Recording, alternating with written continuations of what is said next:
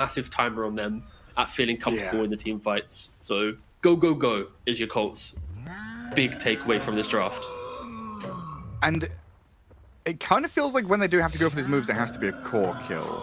Like, thinking about how they fight, it's Pulverized Mystic Flare gets a kill, and then what do they have left? Like, a Viper, do they have to dump everything onto a Tide to kill him? Probably. Abaddon, same story. Do they have enough in the tank to go for proper team fights? I feel like Yakult Bros are all about skirmishing and just like individual pick-off, into map space, into pressure.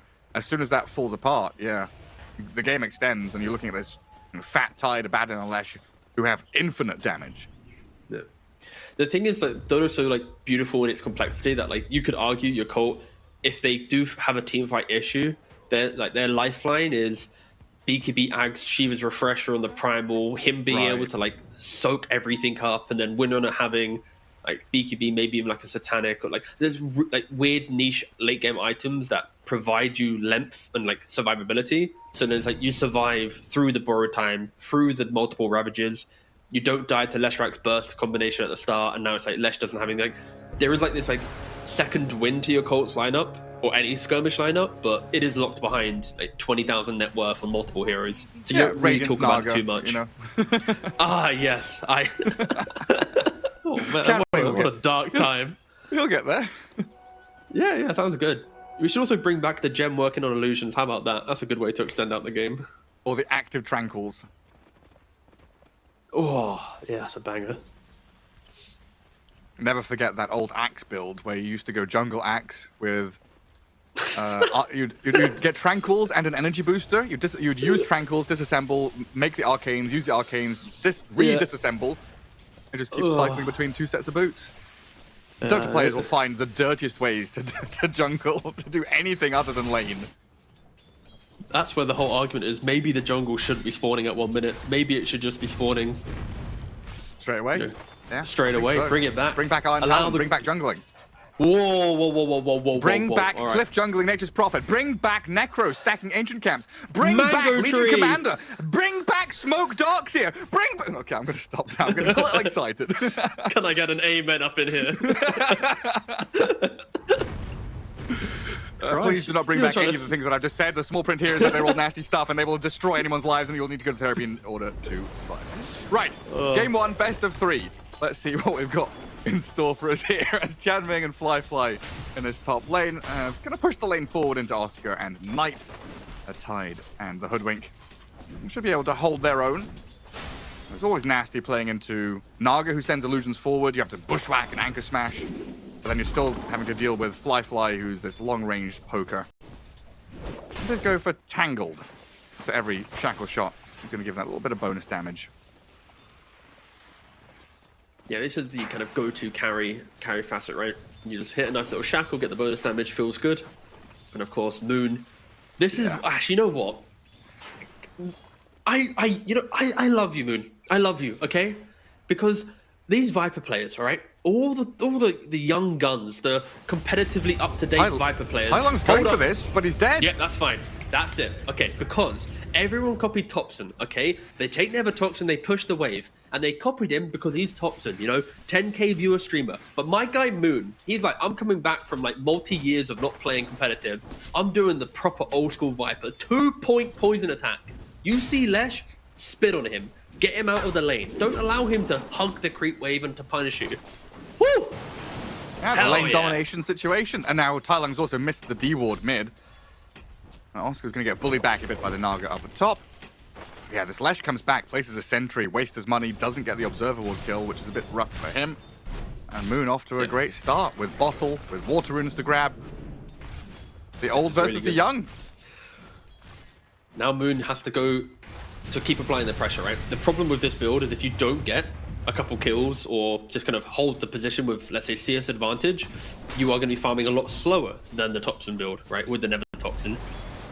So it is volatile, and I think that is, to be fair, a reason why players don't always go for it. In their kind of minds, it's like, oh, can I actually win the lane? So we will have to kind of look back at mid lane later on in a couple minutes' time to see if Moon has kind of extended this lead. I think it has to also be said that it's like a kind of a cool, wise move by Tai Lung to go for that. Like, knowing that he's low HP, he's likely to die if he sticks around in lane, doesn't have his regen coming out. He would rather attempt the kill and die than just stay around and do nothing, right? Yeah. No, for sure. It's one of those, like, if he doesn't go for the kill, he will just be 100 HP on his high ground, watching Moon deny everything, right? But at least now he's able to body, again, get a bit more XP. But Moon was 3 points, poison attack. Oh, this is so refreshing. You don't understand. I've been crying. Like an entire Valakir. Well. Okay, Naga is kind of ruining this a little bit, I'll be real. Yeah, blood grenade thrown in. Ooh, was that a Lotus munched on? Xiangming's still going to die, though, to the Lightning Storm. And Water Rune there for Tai Lung. Yeah, didn't really need to contest this. I think Moon was just winning the lane by himself, but giving a kill will hurt him. But yeah, it's like, I've gone through like 3 events now where Viper players haven't tried doing this build. And finally it's happening, so whew. I'm just going to keep living in the moment right now. I couldn't care less, mate. No, I will click around though, sorry. I'm just staring at Moon. Yeah, just stare at Moon. Good night, Moon. Alright, you tell me what we should be talking about. 25 and 10 on the Abaddon, having a good old time. Both offlaners having a pretty sad laning stage, Zeal in particular. Not being able to do too much against this Jakiro, apparently.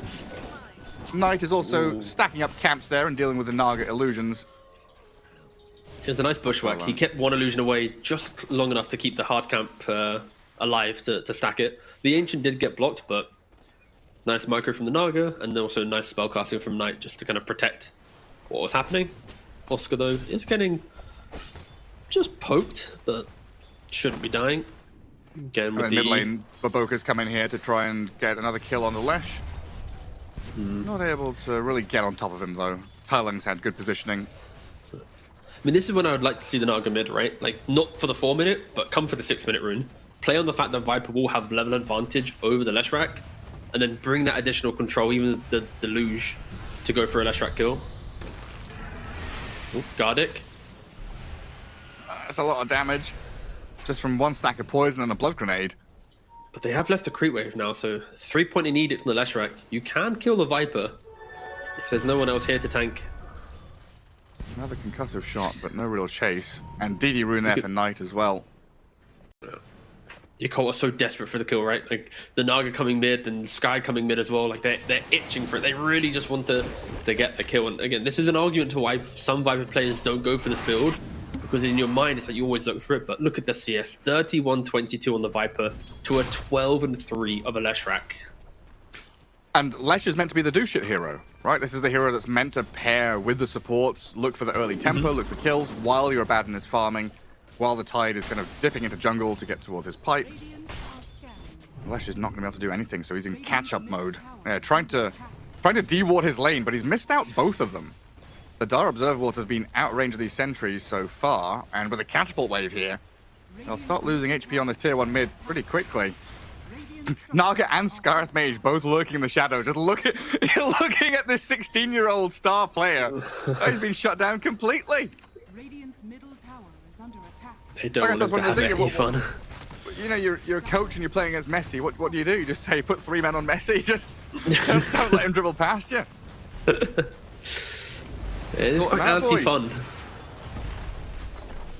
Nice going in with studs up, tackles to the shins. Tier 1 tower's nearly dead. Gardic's going to come in and try and stop this. An ice path towards Baboka. Bushwhack misses though, and now the Viper Strike and a damage back onto the Jakiro should finish him off. Moon will get the kill while Tai Lung oversteps. This damage comes too quickly for you to withstand it. Another one for Viper maybe, but the shield from Wits. The Abaddon has TP'd in. Reaction and life comes out from Amaru finally. That is really, really scary though for Amaru. The fact is your carry has to come in to save your Leshrac, who oversteps the mark. And now he's running back to bot lane. And Primal Beast this entire time just kind of chilling. Just pulls back the wave, skips the next one. So that he doesn't actually skip the wave. I thought he was going to angle that to connect on the small camp, but still, Amaru just mode survival. Mid tower falls at the 8-minute mark, using the first catapult wave to then break the mid tower. It's a very impressive timing. That's a good thing we spotlighted these two players. I feel like that's the entire story of the game so far. Knight. Gone. It's a trial mid though, isn't it? Like Moon has got 2 bodyguards here, literally sitting in his lane, waiting for something to happen. But it's perfect, no? It's the read on the game that we were expecting. We wanted aggression from Yakult. The big playmaker in the lineup in the early game is the Viper, so utilize his tools. And now Wits has to level the borrowed time to break free of Zeal and Baboka. An Ice Path and a bit of chip damage here. They need a pushback from Hoodwink to connect, and now Zeal trying to onslaught out, but taken down as Flyfly makes his rotation in. They're abandoned with a shield and the heals, just getting focus fired down by Flyfly, and the final arrows will come in with a flurry of damage. But the turn on turn, Oscar has arrived. It's the kill on Flyfly, while the Moon Viper will start pushing the poison damage, but now Tai Lung can get his chance to shine. It's Oscar with a triple kill, added in with that Leshrac damage. And the Yakult bros made to pay. Very, very good move from Amaru, right? Like, they're under this pressure of Yakult's early game, and they go, you know what? This is our moment. Tai Lung under the pressure of getting trial in mid, plus the Ravage. Like, again, you need to go for these kills. You cannot allow Yakult to run wild. And sometimes Yakult can get carried away, and it's just another example of why they are, in this kind of like bottom half of the group position. And they have such a commanding hold on this game, and they kind of invite Amaru, like, please take this very advantageous fight where you're protected by the teleport of your tower, where you can, play under the cover of your Ravage. So Yakult squandering their 3,000 lead now. It's still not going to be perfect for Amaru, but this easily could have been a 6, 7, 8,000 gold lead in a couple minutes time. But now once again, they were in a dark tunnel, and that's the little glimmer of light at the end of it. Yeah, exactly. Now the Tide, level 8, got a ton of cash from that. Oh Christ, Moon's actually going proper old school. I saw a Blade of Attack and I was like, okay, or Blade of Alacrity, sorry. I was like, okay, where's he gonna go? Nope, he's looking at Dragon Lance. This is full right-click old school build. Yep, he's got an kill. No, he didn't. He didn't finish it off.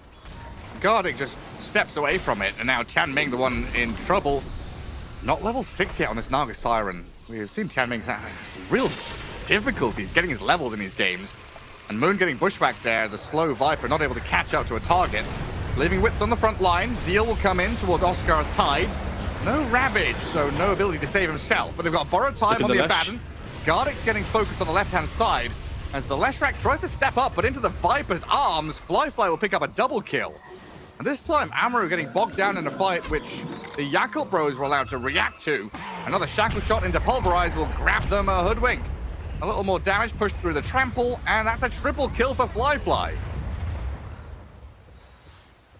I think Amaru kind of gained some confidence, right, from the bottom fight, and maybe they just didn't have the when you win the bot fight, it's because of very clear conditions. It's the playing close to your tower, your cult being exposed away from creeps or jungle camps, and then the Leshrac damage is all on the heroes.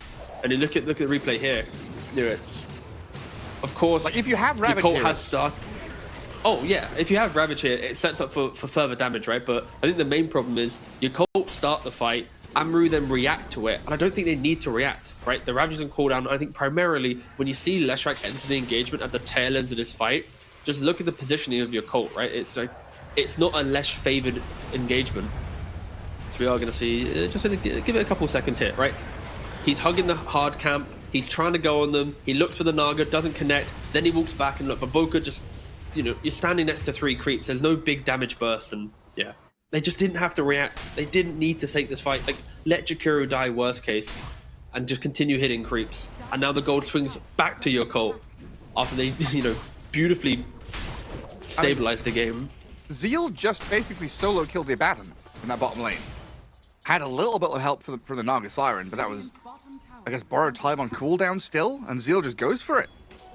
So another kill on this Abaddon, delaying that Radiance. Makes the game really hard for him. All these timing, all these heroes relying heavily on timings. Another 4K deficit that they've got to try and play through.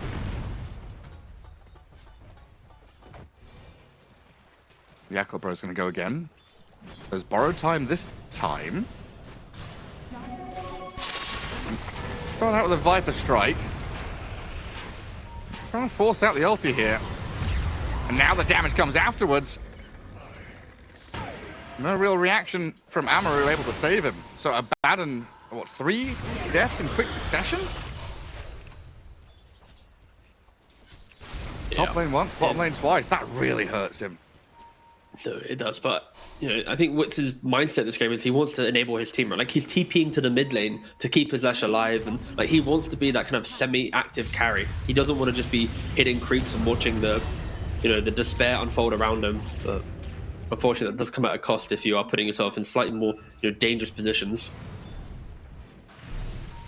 Well, there's something for Tai Lung at least.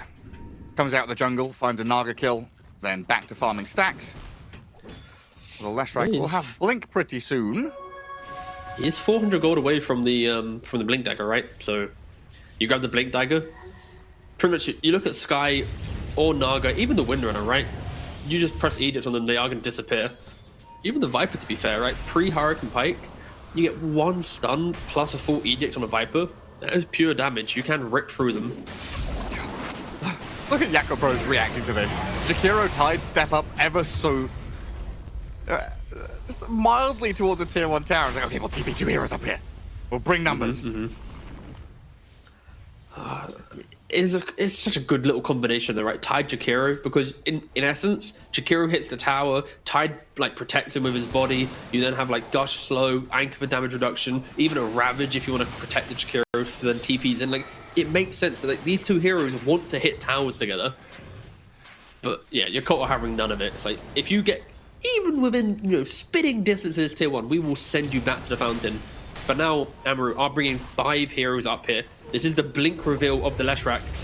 They get the Naga Siren. He looks for the song, but under the cover of all this AoE damage, he knows he'll die anyways. Finally, the safe lane tower of Yakult will fall after multiple attempts. Tianming's the punching bag as usual. Yeah, he's it's been a rough DreamLeague. I remember the one SD game he had. Yeah. God. But he'll get there. He'll get that mech. He'll get some songs out. Here's a walking reset button. Now mid lane tier 1 being looked at by Amaru, but I think they're going to realize pretty quickly here that Yakult Bros have brought a few heroes to defend it. And the trouble when you're grouping up like this, you're so congested in your jungle, you're trying to share all these neutral camps, sharing lane farm. And Yakult Bros just spread very wide across the map. They can play as duos or trios, shove out these lanes, create that just natural map pressure while keeping your net worth up. The 5k lead just keeps on growing and growing. And like shout out to Zeal, who's found his way right back in this game. He was bottom of the net worth of the cause for a long time. Now he's in 3rd place, ahead of the Abaddon. What time do you...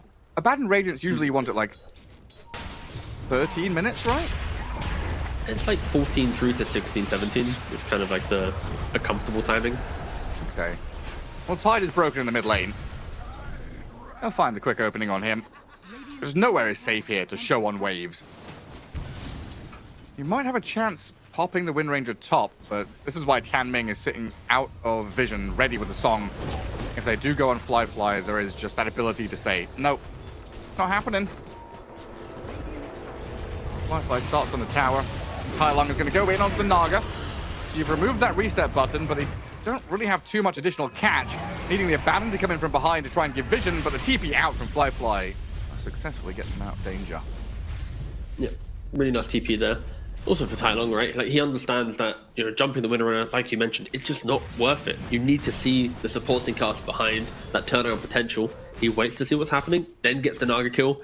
If maybe the Hoodwink was a little closer with a Bushwhack, you probably would get that secondary kill. But for Tai Lung, he is kind of showing that discipline that one bad blink on the Leshrac, you die again, you die twice.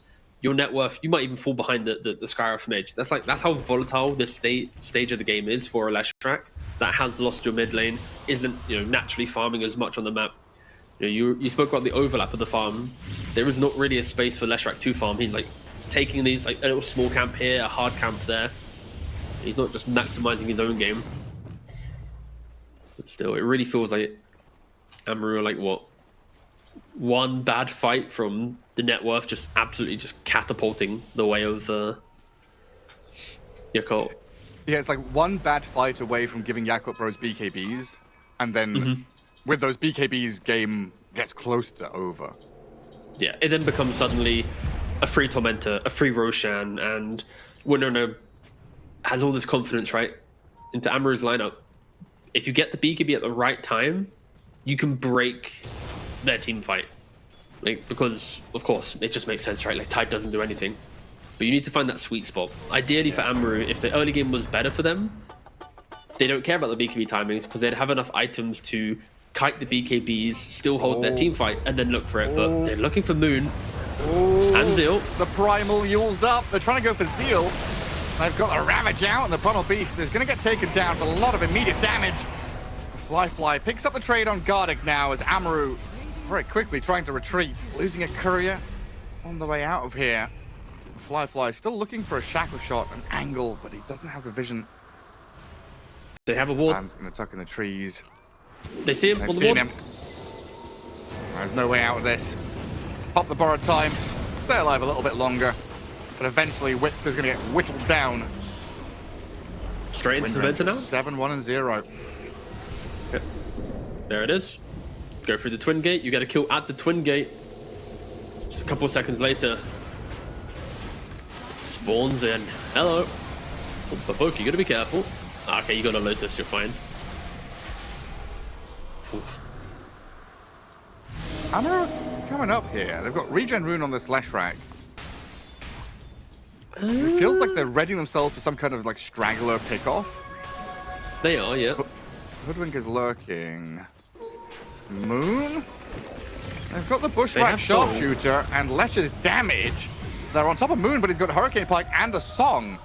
Nice risky business here as Chan Ming is going to set up on the Tide, and the rest of Amaru, they're thinking about re-entering potentially. They've got a Yule Scepter to bypass the Mystic Flare, a Bushwhack to stop the Wind Ranger damage, but eventually Oscar is gone. And now with Pulverize on the back end, the Hoodwink who tried to stay around to help the buddy, he's taken out as well. And now, like you said, 11k lead, right? That 5-6k quickly becomes 11. Make it 12, 13 with the next tier 1. Push into tier 2. Roshan's available. The map just completely unlocks here for the Yakult Bros. Yeah, you can just see from the itemization of Amaru, it really feels like they're just surviving in the moment, right? Like Tidehunter went for a Yule Scepter. He hasn't thought about going straight for that pipe. The Leshrac also went for a Yule Scepter. These are items that we don't see too often. They are kind of like the backs against the wall. I just want some type of control, some type of survivability to get rid of an Ancient Seal, to maybe dodge a Shackle or, you know, kite the Primal Beast. They're not feel-good items at all.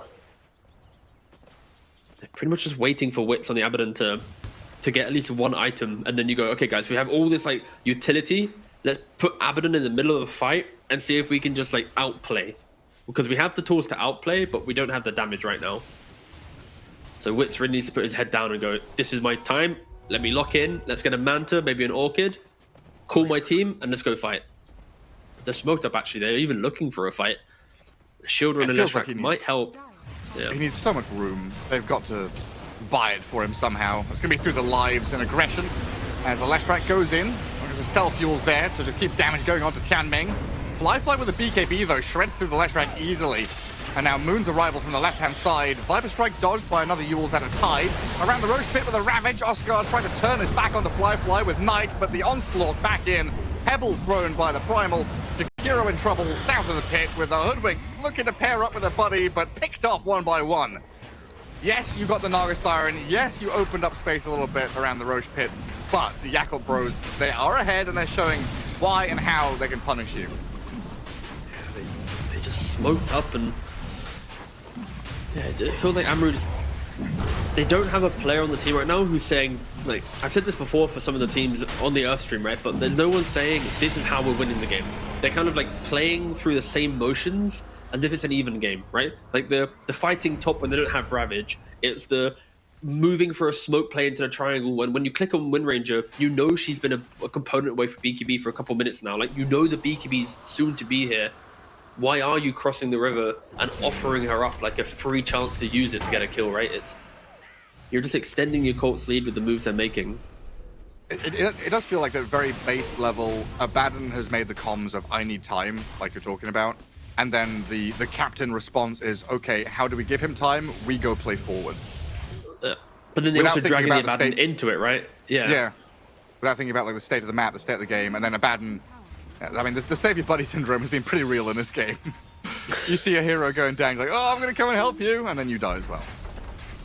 The thing is, though, it's like this logic of play from Amaru is really refreshing if they're able to play like a stronger laning phase, right? The idea of your carry TPing to the mid lane to buff your Lesh to then get a kill, you maybe utilize the teleport wave at the same time to then break the tower. Like, we see some of the best teams in the world have this type of like buddy system, right? Like Skidder from the Carol can do it.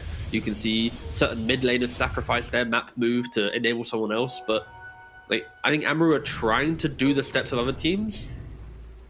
But like we already mentioned, the lanes didn't go well enough. So this buddy system in a losing game just compounds to just more net worth loss, more XP lost.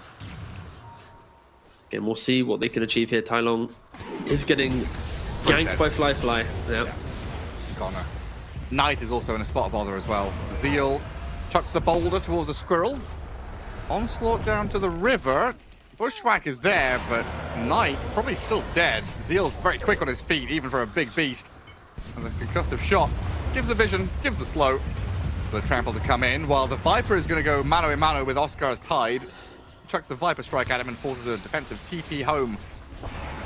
So while your Abaddon is farming, finishing off his Manta style, you've just lost, you know, a core and a support, and towers, and map space, and the graph has dipped even further.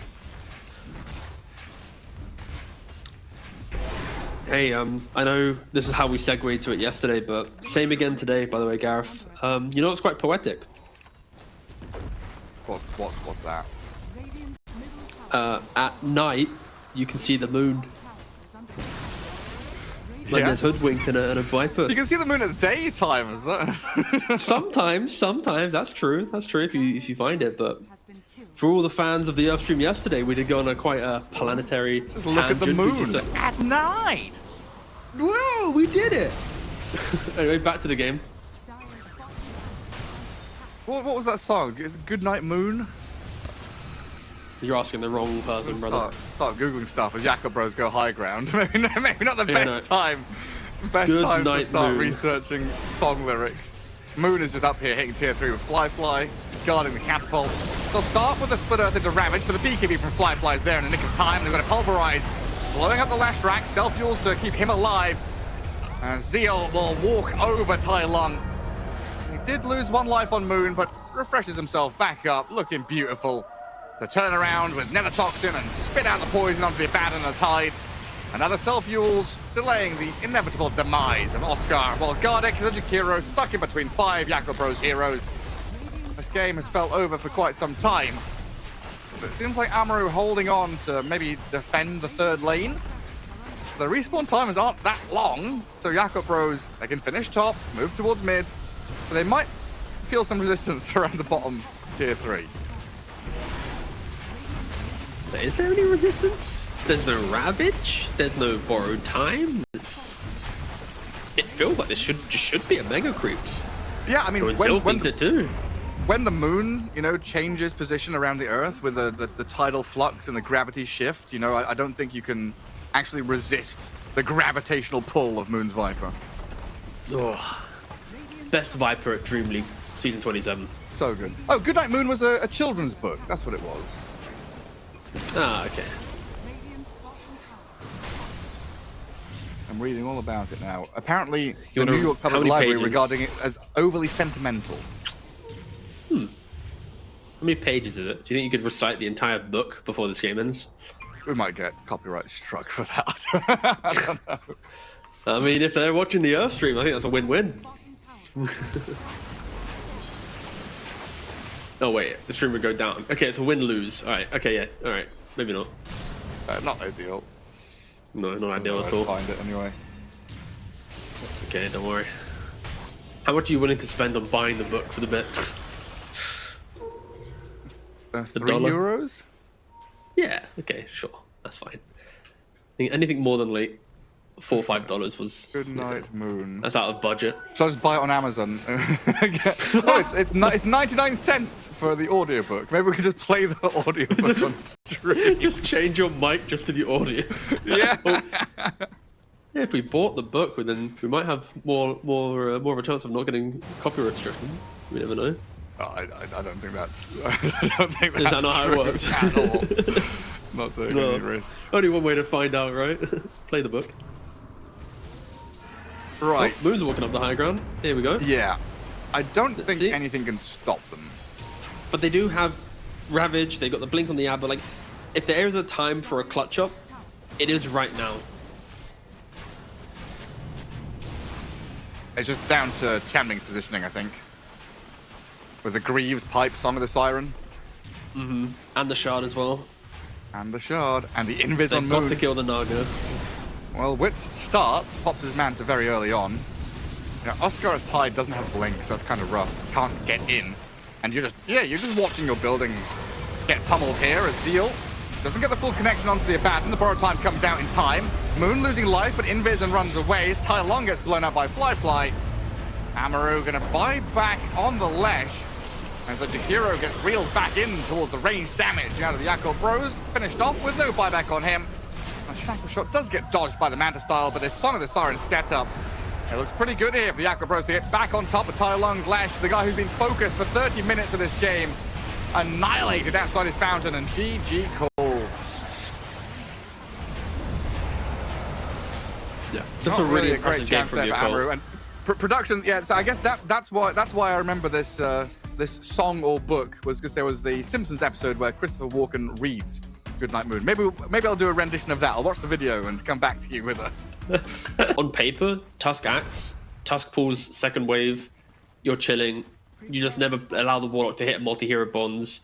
Like TB will farm, but Axe will farm, and the traders, Axe's first item or like big item should push his team into fighting, whilst Terrorblade's first item is a continuous farming item, right? So I don't think Warlock should be doing much in this lane, personally. That's fair. I just like to live in a world where Lane Dragon doesn't exist. Yeah, exactly. Yeah, no. But that was the great thing about Warlock. When it first became meta, people didn't respect bonds, and they were like, oh, we're dying. And then everyone was like, wait, if you see Warlock, we need a melee hero or a Bat Rider, pull the wave. Just don't allow him to play his, toxic kill shove lane. But we do get wraparound. Yeah, let's see what happens. Break up the staircase. And Moon and Zeal are going to hold the line here. And Gardic and drag his Sato back. Oh, Shard's Knight, not going to work out for Knight. Oh, he's stuck on the wrong side of the map. But this could get awkward for Amaru as the fatal bonds across four of them means Knight is completely stranded. So they hand over first blood to Moon. The Sand King gets the perfect start to his game. And now Yakult Bros going to smoke up and play forward. Might be able to grab themselves 3 of the bounty runes here if they play their cards right. And Baboka grabs that bottom river one. But Axe has already made his way to the top river, so 2 for 2. The additional first blood money, though. Yeah. Yeah. He was trying to be Mode Jarex, but didn't work out. Of course, with the shards, if you do place them correctly, you can bump yourself up and down high grounds. So there was logic behind it, just could not execute on the... It's a pretty hard to hit spell, to be fair, in that kind of style. Boxy is a good example. He does it very regularly. Like, though, with the boots and the tangos, pretty much just telling your cult that, yeah, I'm probably going to pull waves. Yeah. I will not be bonded. Yeah. Thank you very much, but no thank you. It does mean wave pushes forward. Oscar just going to have to tank up some of these little imps from hitting him. So eventually he'll sit in front of his tower and farm, okay. And bottom lane, Chen with Kez against the Mars and the Shadow Demon. You do have to be a little on your toes here in terms of disruption into spear, pull back under tower, or the chase damage that they've got. There's kill threat on either side, right? Do you waste a spear disruption, go for a kill? If you do, but don't get the kill, there is turnaround potential where Kez can just grappling claw back onto you. Chen then hits a penitence, doing that additional attack speed. Like there is There's a lot of back and forth in the safe lane. Look at Baboka's positioning. He's kind of inviting like the aggression. And of course, mid. This is a much more honest mid lane. Moon and Tai Long, a Sand King versus a Pangolier. This is not the same story as a Viper and a Leshrac, so I think Tai Long, he will be able to show kind of what he can do in a Dota game on an even footing.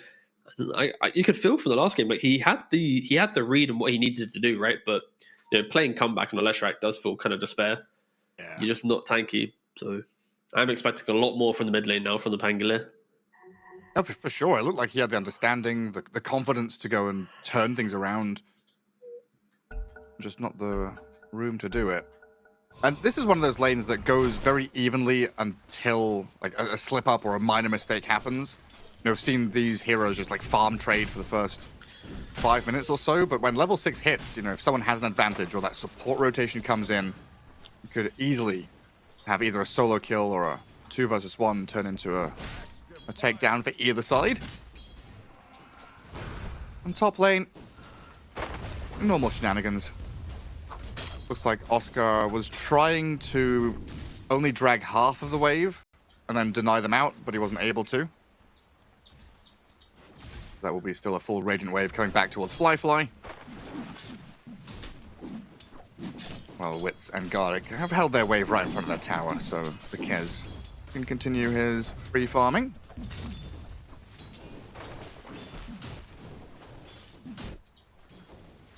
Not really doing too much to Zeal, though, at this point. He's already stacked up 10 stick charges, so very unlikely they can go on him and kill him. Pretty honorable farming situation. That just keeps running around in circles. The mana burn. Yeah. I mean, bot lane, they are just, like you said, they're just playing quite honest. They are just hitting creeps. I'd like to see Zeal even look for a wand. There's a lot of spells getting spammed between the neutral creeps, the Kez, the Chen.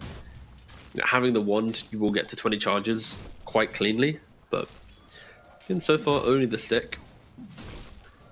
And a very, very quiet start to the game. Saying that, Warlock is TPing down to the bot lane. Yeah, what's he up to? Well, hello there. No. So Garlic goes and places an observer ward right on Tianming's head as the rest of them aim for Wits. Grappling claw back to the tree line, but with the fatal bonds on him and a full wave, Wits is dying to the Shadow Word, and then final touch from Baboka. They speared back the Tusk as well, so no, he doesn't even have level 2 yet. No snowball. He'll have it after the kill on this Shadow Demon, though.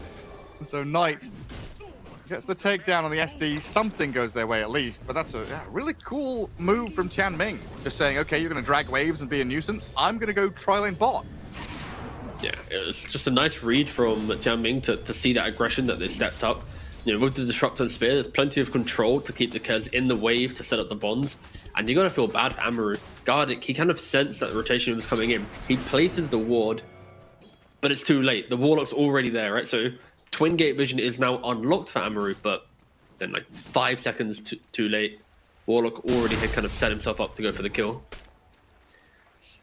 And Knight, not really finding his place in the game, right? He's pulled some waves top for Axe. He TP'd bottom, but wasn't able to get anything. A level 2 Tusk with shards leveled and yet to decide if he wants tag team or snowball. So it also feels like this lane swap was predetermined by Yakult Bros as well. Like Shadow Demon, a very good hero at stopping wave cutting and wave dragging. Baboka trying to go for this kill on Oscar. Needs a little bit of help from his Terrorblade, and that just doesn't arrive. So Oscar just gets a kill. Baboka question mark? Baboka. Zeal's now in trouble. The tag team and the ice shards slow him down, trap him inside, and Gardic with the final touches, thanks to Wits' damage over time, gets the kill on Zeal. There we go. Yeah. Well, that's the Baboka magic that we look for. He's kind of like the modern Where's my day TV? EE, Where's my metamorphosis? Come and kill this Axe. Baboka creates the 50-50s that we always look for. Yep. But yeah, like the Warlock move bottom felt very much like they're calling for lane swap to happen after the kills occur. So SD could stop the Axe from wave cutting, stop the Tusk from dragging. But now lane stage is just broken down completely anyway, so Baboka says, screw it. TB, you go 1v1 the axe. You didn't want to come help me when I came to help you. I'll play bottom lane into my Mars. I know Zeal is strong. Yeah. No, yeah, you hit the nail on the head, right? The idea of like Warlock can't do anything to the axe. SD wants to go there. I mean, in another world they get the kill rate. It looks a lot better, but we'll see what they're doing now because both the Chen and Tusk are walking towards the mid lane. Moon, there is a center on the right hand side. Try and block him away from the 6-minute rune. That's a haste up at top, which the Pango will grab. So we now have Rolling Thunder ready with a haste rune to go. As Shadow Demon starts on the Tusk with a spear to follow. They find another kill on Knight. Some deja vu for him down at this secret shop on the Dire side. Yeah, Knight he's dragging so much attention to him that you have to just hope that the cores of Amaru are kind of utilizing this space, because if they're not, then it is a Tusk just running around the map level 2 and dying. But Kez is top net worth axe, soon to have his Helmet Dom, so we can assume that he'll kind of run up the leaderboard once he can be efficient with that. 7-minute wisdom. Yeah. Pango is looking to contest. And Chen. Double Radiant scan. And Tusk. Both green. So Tianming just going to give up on it while Baboka has scanned on the left side. They'll go for the trade. Diving under tower here, Knight misses another shard. And Tai Lung rebuked back with fatal bombs across the Chen creeps and 2 heroes. If they bring some more damage here, it could be a good fight. The heal on Zeal under the tower. He stayed alive with his magic wand, but the Rolling Thunder, it's too much to handle. Oh, Oscar in top lane. Top lane, the epicenter, and towards Oscar. Moon has come across here. Tai Lung's arrived with a big shield crash, trying to swing this one 1v3. Baboka stuck in the trees. The swashbuckle and the haste rune will get Tai Lung out of danger. So they do trade the wisdom shrines and some fights on left and right side, but Tianming is still being dived. Knight and Wit's able to gap close past the tier 1 to find yet another takedown. Yeah, they're utilizing that high ground ward. Pretty low resources, but I don't think they've got any. The Knight does have dust and sentries, but no mana left to actually fight. They're just hugging that ward to the right hand side, using it to chase down any hero that goes behind the tier 1 tower. Moon is being very aggressive on the Sand King. He's trying to throw himself around the fights. It really is ramping up very quickly. But this is what you want to see from Amaru, though. They have just the heroes diving over and over again under this bottom tier 1. That's some big That's fatal big bombs. Let's see if we can actually get something done. There's no arena. We've got a spear coming up, and Flyfly is here with his metamorphosis going. So they kill Gardic first. Witz has broken free, but the spear pins him against the tree. The Kez, I don't think you're escaping this now. Trying to echo slash his way as far away, delay things as much as he can, and draw their attention as far north as possible. With another spear, Zeal will rebuke Witz down and take that streak. The thing is that when you said, "Oh, it's Kez," he's gonna die. It's like, well, the thing is though, it's Kez. What if he just, switches discipline, jumps over the little barrier into the Dire base, runs all the way back behind the Ancient? Stupid hero, but I didn't say he could. I don't allow that to happen. That's fair. We're in charge here, T. Absolute. Oh, I forgot we are following the script. We say things and they happen. Okay. Oh my god, Moon just died! Come on now. Okay, I was just testing. You should have said the tower died top just before it died, and then it would look like a god. Golem dropped onto Witz, but he is invisible. Just you wait. The next step of the game will be Moon. They have summoned it. I'm waiting. Sorry, not summoned, can't use that. Have suggested it may occur through Caster Curse. Why can't you summon it? It's the same thing as the whole waiting room situation, summoning, waiting rooms, it's... Oof, oh, is it? It's always scary, yeah. Start dividing the patch. Knight? Moon's thinking about the epicenter here, would love a core kill, but he's going to go for Knight the Tusk. Snowball just delays things though, and Tai Lung with this big old double damage Arcane Rune Rolling Thunder, pummeling the Sand King on the staircase. There's no way to get up. A double kill for Tai Lung as Yakult told you, Gareth. He's getting caught completely as the Kez is playing 1v2 down bottom. Not a care in the world. Does that count though, Gareth? Does that count as a caster curse? I think that's pretty close. Yeah, he was the next one to die. I mean, the You were challenge even just so just far slopped ahead, in I didn't before believe him. you. There we go. Right, who's Modern next? day Nostradamus. Who do you want me to get rid of from this game? What do I want you to get rid of from this game? What, hero, Well, I mean- player, neutral creep? How about me? Why don't you kick me from the cast? How about that? Then I'll be here alone. That's even worse. That's right. No, you'll be good.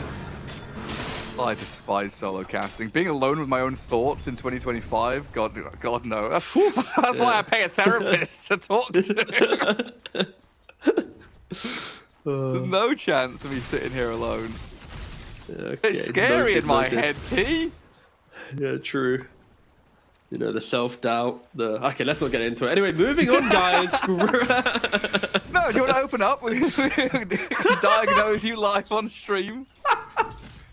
We can do your star sign. How about you do your astrology as well? What's your birth date and time? We can just Google that quickly and see what your future holds. I'm December born, so I think I'm Sagittarius or whatever it's called. Is it Sagittarius? what Yeah. that means. The horseman. I don't know Yeah, what I am yeah. anymore. I think I am a Gemini, or I was a Gemini, because they added some new shit recently, and I've just lost track Right. completely. Oh, there's daily horoscopes? What? I thought that. Okay, Of course sure. there are. Yeah. Today I learned.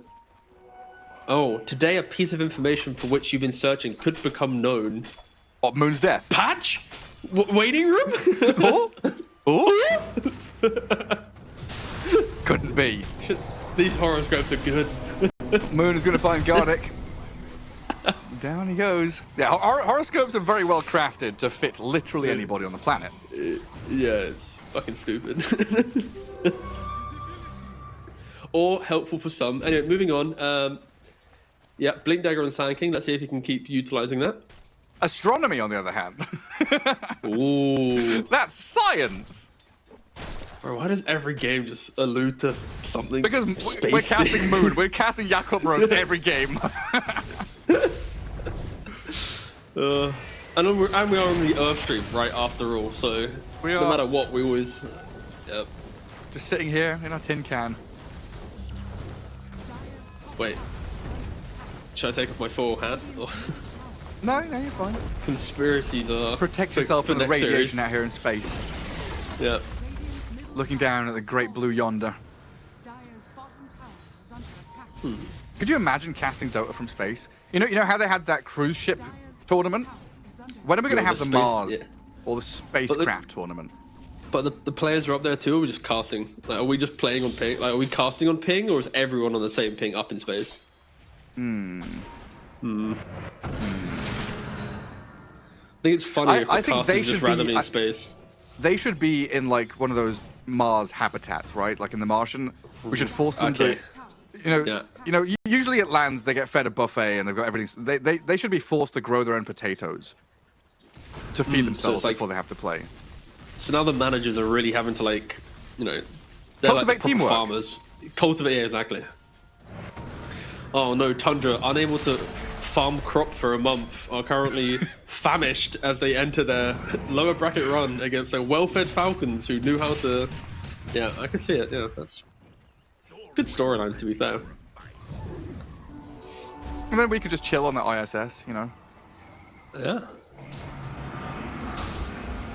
Food just cast from Might be space. better than some event food, to be fair, let's be real. Back in the day, at least. I still can't remember. Was it Nanyang Cruise? I can't remember. Didn't they just record the games and play them back or something? Wasn't that the whole thing? Radiant's I turret can't. remember. I think that was the one, right? Where it was like a disaster where there was no internet connection. They was supposed Yeah. to have satellite connections and it just didn't exist. Yeah, that's pretty rough. Yeah. Fortunately, everyone now playing from Europe on good ping all together. And we'll see if Amaru, with his smoke up top, are going to be able to connect onto Moon. The first swashbuckle and a missed spear. Doesn't bode well for the Yakult Bros as Amaru come in. The golem's dropped with the arena though. Zeal trying to get some distance, but he's picked off and finished by Wits. Moon with an epicenter and the Fatal Bonds going. Burrows back in across the Axe and the Pango. But Wits and Oscar just stand their ground. They've had Hand of God. They've still got mech to play with. Tons of sustain and heal. Yakult Bros biting off way more than they could chew, pushing that top tier 1. Yeah, really good defense from Amaru, right? They saw the Terrorblade farming bottom, so they knew it was like a 4v5. They bring the heroes in, and Sanking as well. Like, he's on the fringe of the vision of the tier 1 tower. He thought he was hiding behind a tree. He wasn't, which kind of gave this like free entry to the fight, right? Access to battle hunger, stops the Sanking blink. Now you're forced to like walk away from the fight rather than just a quick little blink out and, you know, reposition. So yeah, Moon just kind of misreading the vision of the tower, his positioning, and just enabling Amaru such a kind of just a free fight.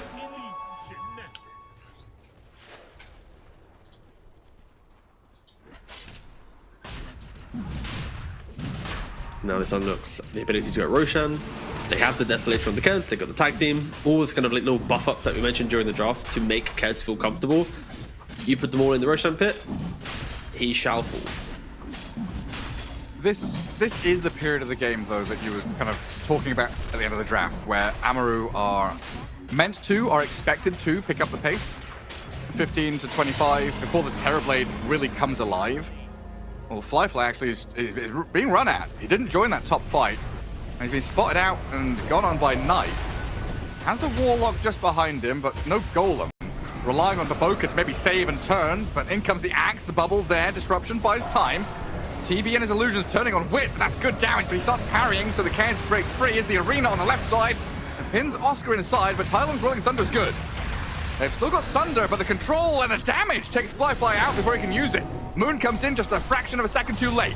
Aegis down though, gets the kill to start things off, but now he's stuck in a Sandstorm in a 1v3, just being hit down by this Kez, who's on a killing spree, and another jump from Oscar, finds a dunk on the Warlock, chaining kill after kill. Amaru hunting down Yakult Bros, getting 4 heroes in a row. Yeah, really good move there from Amaru, right? You've got the Tusk preemptively TPing to the tower, kind of forcing the Terrorblade to kind of call for his team to help him out. And you get like the rainbow TPs come in, and there was a couple moments where Terrorblade maybe could have looked for the Sunder, but that's where Tai Lung on the Pangolier just knew exactly what he had to do. Keep rolling on the Terrorblade, don't allow the Sunder to connect. Wit's also disengaged earlier in the fight to not give the kind of the cheap Sunder onto the Kez. So yeah, really good just Sunder management from Amaru there. And it kind of looked like it should just be a pretty good fight for Yakult, right? Like the fact that Terrorblade was able to walk all the way from the tier 2 back to the tower. We are going to see the replay here, but like when you look at this, you see like 3-man bonds. Of course, Golem was used at the fight just prior. So, you know, a Golem right there, layer with the Sand King. But if you look at the minimap, Moon, he had to run all the way from the Twin Gate. And Epicenter was on cooldown at the start of this fight. So between Tai Lung controlling up the Terrorblade, preventing the Sunder, the kind of the late participation from the Sand King, and I believe actually his Epicenter, yeah, it's on a 3-second cooldown as we just see here. So now it's available, but he doesn't have any mana, and there's also no fight to take. So yeah, just really good fight and just map reading from Amaru to just continue trying to punish Yakult. The top fight, the bot fight, really, really good moves from them.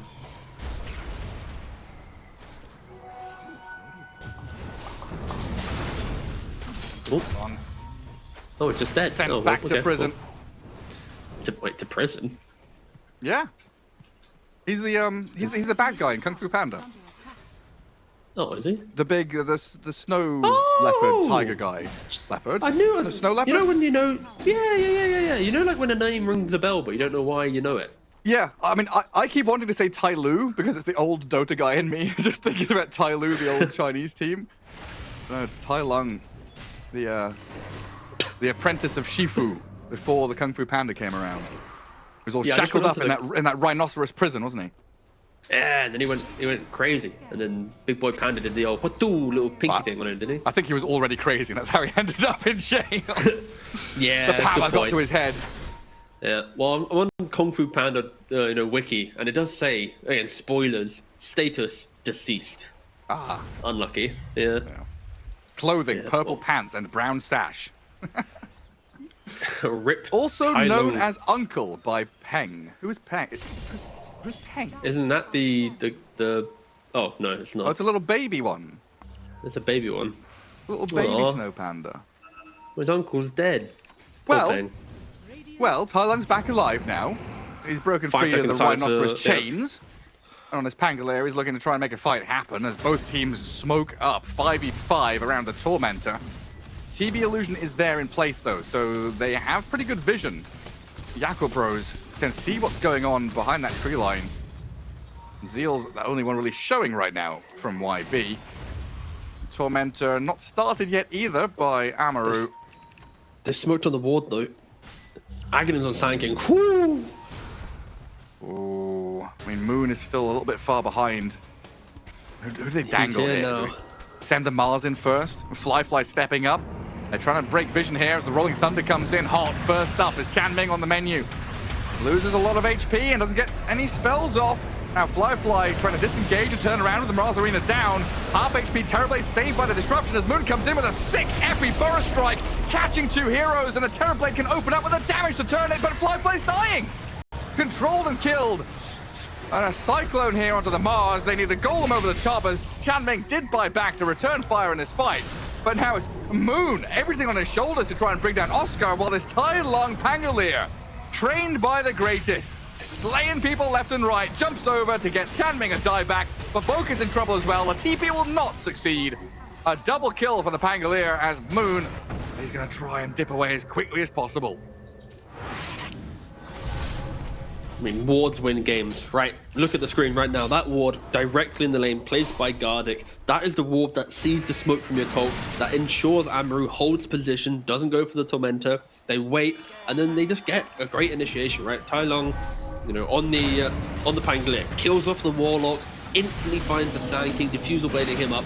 Though that simple action alone from the Pangolier is all you need. Because look at this. They're walking in, they smoke break. This is not how you really want to start the fight from Yakult. You need more information. You need to send the illusions in. You need Mars to go in. Like, you need chaos. You cannot just allow for your big key heroes. And sure, there is like a nice epicenter from Sand King, but what if there was a 3-4 man Fatal Bonds there? We are talking about a team wipe for Yakult.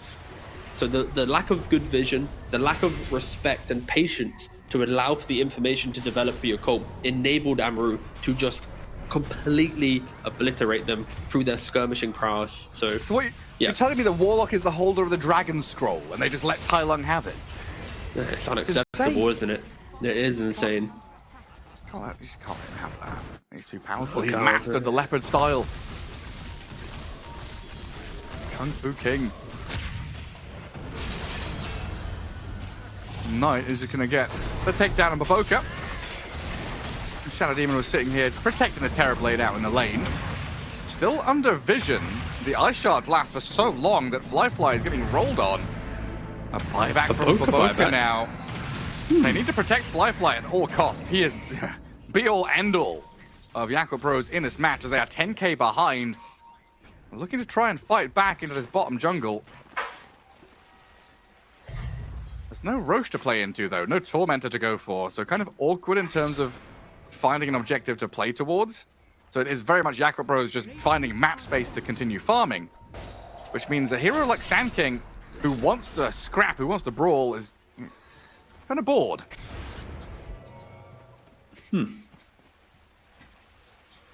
Hopefully Moon can shake off the boredom. I just don't know if he can. Oh Christ, Knight, you've Sand got King and 3,500 gold. Yes. Not fighting, that's pretty sad. Yeah, no, you are right, but I just got shocked by Tusk, I'll be real. Okay, he just keeps changing his items. Alright, okay, he's buying me Gibby. Okay, sure. Oof. He is a farmed individual. I just hope for Amaru's sake that like they do communicate the fact that team fights have been going well because of, you know, certain pickoffs or, you know, Pango initiations. Because like if they assume that the next fight should be an auto win based on, you know, the net worth, the kind of trajectory of the game, you at any minute you can get surprised, right? You put a disseminate on any hero on a Sand King who then throws in the epicenter with a bonds inside of an arena, like you are gonna get just deleted from the game. Like, there aren't any BKBs really in play. You know, Tusk, the support, is looking for one in about 800 gold time. The Kez is a recipe away. Like, there is still a window, because they don't have any Aegis, that this net worth can just disappear. So I just want Amaru to have that kind of respect in how they want to move now. especially if you do go and try and take Roche now. Fighting into a choke point is where Yakult Bros can thrive. Right now, they're setting up for bottom tier 2. Nobody knows that Roche is a super fast spawn. They've not scouted it out just yet. So a couple of lanes being held and pushed by YB. As Amaru should approach the pit and see what's going on inside. Yeah, they send a penguin forward and know that Roshan has returned. Kez with BKB coming out on Courier.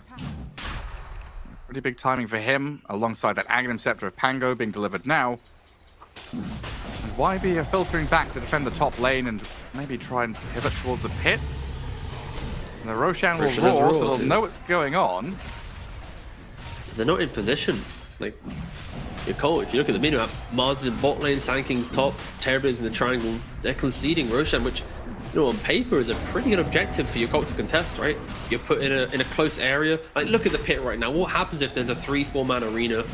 Everything's thrown on top. Like, feels like Yakult are just so afraid to fight. Of course, getting to the pit, you need to be ready. Like, you can't just smoke up, TP around, and hope to get there in time. Like, you need to already be thinking about Roshan as Amaru, even like walking into the pit. Like, you need to be ready as it roars.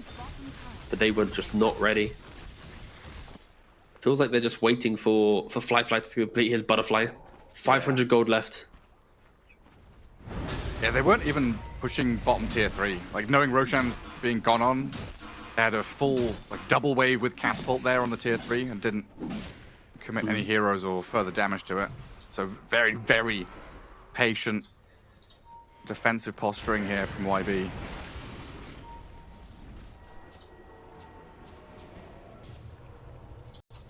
Now looking at this, Kens with Aegis BKB.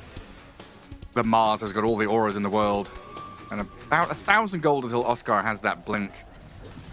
Which could be a defining tool here just to keep that chain stun going on a Terrorblade, who so far hasn't had a great Sunder in a team fight because it has been so hard to get out of the chain stun. And Baboka, bless his heart, has tried his hardest to disrupt things, but with Rolling Thunder and all this business, it's very challenging. Go Scepter there for Sand King. Yeah. That does get him out.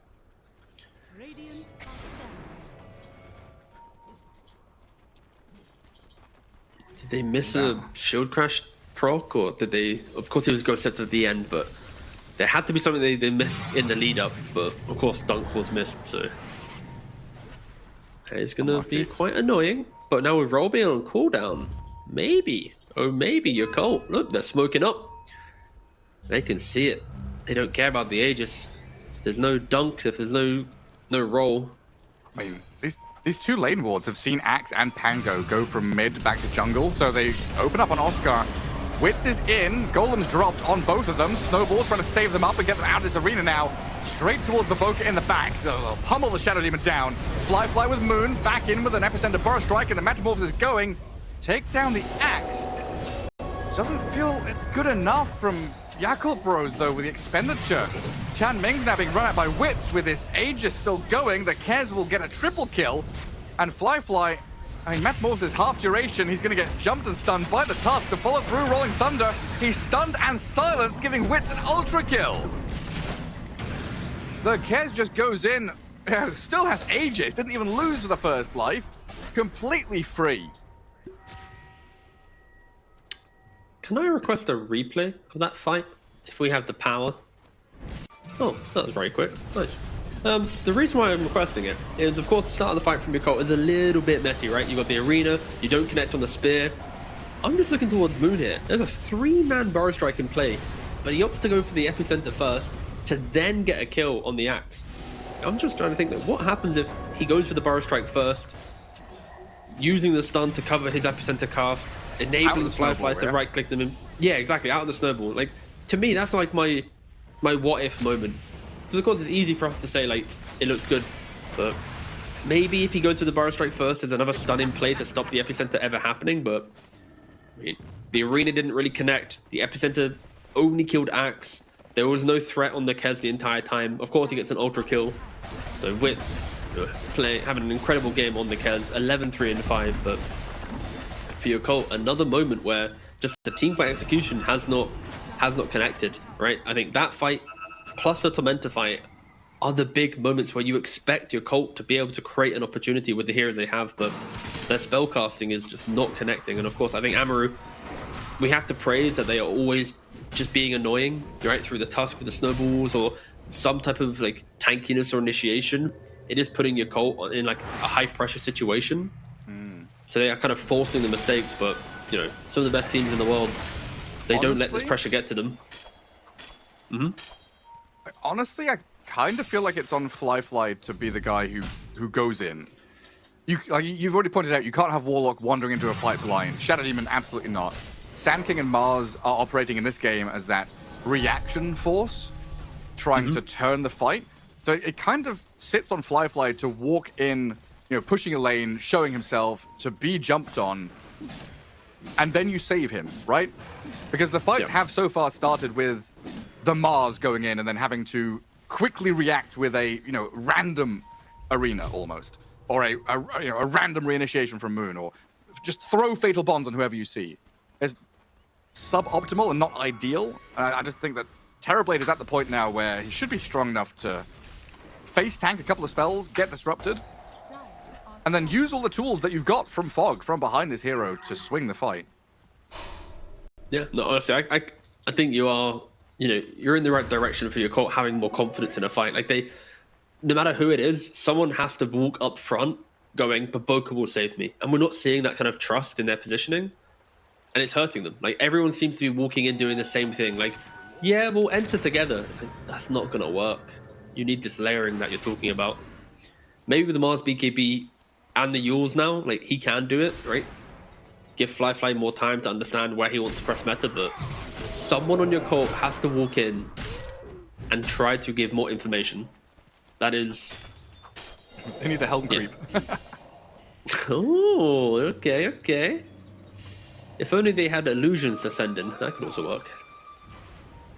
No, illusions are for farming. That is true. How about Baboka's illusions? You can't disrupt yourself before a fight starts.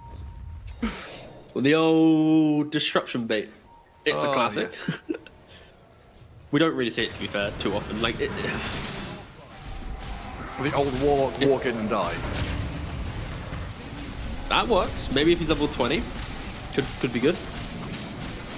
Then you got me. Yoink. Got him. Another Tormentor. Yep.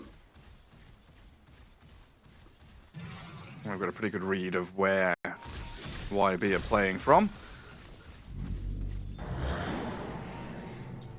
We are set up with a high ground ward in that top jungle for Yakult Bros to play out of the base and maybe meet a fight. But this map is going to start constricting around them pretty quickly. Oscar's just going to call the trees. It's on Amaru now to show the motions of a strong team, right? It's you got the your Tormentor, you're playing for next Roshan, like sweep through the map together. You have a gem on the Tusk, so when you walk into the triangle, walk through all the little sections of the triangle, make sure you're respecting the vision. Once you have that stabilized, understand, do we have enough wards to move to a new area? If you don't, hold one position, use the creeps for kind of just that advantage. But I am looking at Amaru. Sorry, go on. No, you finish your point. No, so I am looking at them. Like, I don't know how to put it nicely, but it's like if they want to truly be a contender in tournaments for future, again, they're probably eliminated now. I think this is going to be the tell for me. Like, if they have it in them to like be a future contender, like how they handle a 16,000 gold lead in this moment. You know, it's kind of flogging a dead donkey, but this was the meme around Alliance a few years back, right? They were a solid team that should perform, but they very often got stuck in this position where they couldn't break high ground. They couldn't find that opening to just crack the game and say, okay, we've got a lane of barracks, we've got that further advantage. Because they were the gatekeepers of Europe for a long time, but not really able to get into the S tier of squads. Yeah, back in the DPC days, right? That's kind of what you're referencing, right? Yeah. Yeah, well, I was looking at the graph, and at 4 or 5 minutes ago, it was 50-50. I was trying to figure out what happened 5 minutes ago. Radiant's top tower is under attack. Yeah. But Dota Plus was just like, yeah, back to dead even. Dyer's bottom tower is under attack. Yakult Bro's Nothing going to really try and happened, drag though, it just back that fun. way with a smoke. And Nicole actually have the vision advantage in this triangle. They got both the Watcher, Radiant structure. couple sentries on the low ground, one ward on the high ground. The scan. Radiant's top And the Helm There creep is no scouting scan as available. well. Yeah, and bot lane, the wave's pushing in, so Amaru is going to know that they are in this position. Yakult Like, Bro's he's just going even to go high walking down ground, the lane. hey? Yeah. Oh, right. Fair They enough. go, double catapult just goes for tier 3. But Amaru are now the ones that have to do something. Don't forget though, Kez has Satanic. Like, this is a big timing for Wits, and you can't have to either 100 to 0 him or respect that he will be able to turn things around. Axe shows on lane. Yakult Bros know about that observer ward that Amaru placed as well. Dyer's middle tower. Moon is going to TP back, so Radiant's why top be tower giving up their position right here? Dyer's This is delicate. Pango and Nicole- Chen still lurking in this top jungle are going to try and disengage as best they can, but Oscar's been found does under vision. Bavoka starts it with Arena Spear onto the axe. He gets blown up completely. Bavoka buys back as he got picked off by Wits. Tylung with a good Rolling Thunder. He was thrown back chaos into death. as Bavoka has TP'd back in, disrupts himself. Looks like he might just die though as he blinks away from danger. Wits gets focused. Satanic heals back up. Fly can be Sunder, back to full HP. Bavoka's about to die, protected a bit by Zeal, but Tylung on a killing spree as they move back in. The spear across, the damage is good. Yakult Bros break through the parry of the Kez. Tusk and Kez dead with no buyback. And now Tylung trying to swashbuckle his way out of this one. Moon will catch him with the very edge of his burrow Nicole? strike forward. Oscar does get the kill on Zeal though. The return of the axe with a buyback from him. Fly trying to chase forward, but it seems like Yakult Bros running low on potential. The move in from Pango, aggressive, finds the takedown as Tanming falls. Fly in trouble as well here. Cyclone into the sky. Moon, they protect Sunder the in one, TB. Sunder in one, he has Fly Sunder. has another Sunder. He can turn this back onto Oscar again. Another burrow from Moon. He's reclaimed the game. The king comes through. 3 dead on the Radiant with no buyback available. It's Yakult Bros who are looking to push high ground. We were just talking about the test for Amaru, right? The 16,000 gold lead, the Satanic timing, Roshan soon spawning, but Yakult, they're the ones, dictating the pace of the game. They forced the tier 3. They have the triangle fight. The vision advantage was so key, right? They keep kind of extending the fight into the triangle. Bavoka, he gets the buyback. I was so afraid for him, but he has this Lotus Orb, the Lotus, the potential heal, right? So he then disrupts himself, buys time for TB to get the Sunder on him, instantly popping it post Sunder. Now though? And now the fight Moon has continues. come in. They're Zeal- losing Zeal pretty quickly, but he's got a BKB and the heal back up. Another Rolling Thunder crash in forward, kills off the Mars. Dead for 100, while Fly finishes off Roche and gets the Aegis. The rest of his team are being run at by Knight and Tylung. A snowball and a swashbuckle kills off Moon. Sand King does have buyback here, but Tianming is in some serious trouble. Back and forth we go. Yakult Bros, they find this massive team fight win. They get the Roshan kill, but now they bleed out and lose a lot. I'll be honest, Gareth, I have no idea what Yakult was doing there. Like, they do all this work to, make this game feel like there's a comeback on the cards. They get the Aegis. Why are they going for a dive? Why are they protecting a ward? Kez is respawning in 7 seconds. All you need to do is breathe. Take that Aegis, walk back to your side of the map, enable just the game to continue. But instead, they try for a pick, they fail. Now Mars is dieback.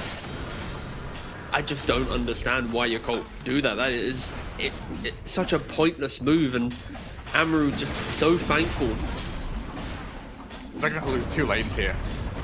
The Chen has picked up an Assault Cuirass. They want to push this one to the end. 2 lanes down. The Axe has cleared out top and bottom because there were massive waves approaching the Radiant base, so he's protected everything on the Radiant side. As we still have to wait 20 seconds for Mars, 10 for the Sand King. Yakult Bros could be looking at the Mega Creeps up against them, but they've got a glyph to at least hold back for now. A wild sequence of events, though. But we're still in a position... Well, yeah, just watch the graph's going crazy.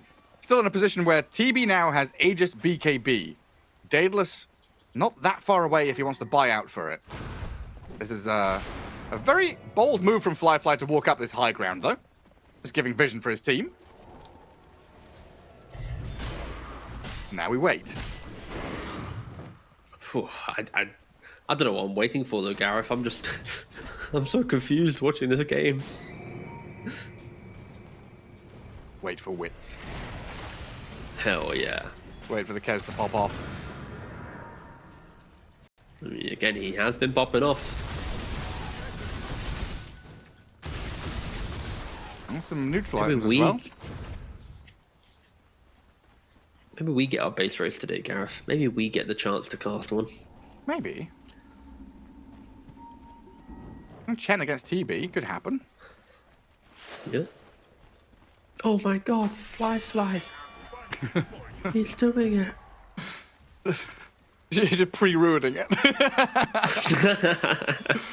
It's like when you have a roast dinner a couple of weeks before Christmas. You're like, oh. Oh yeah, NASA.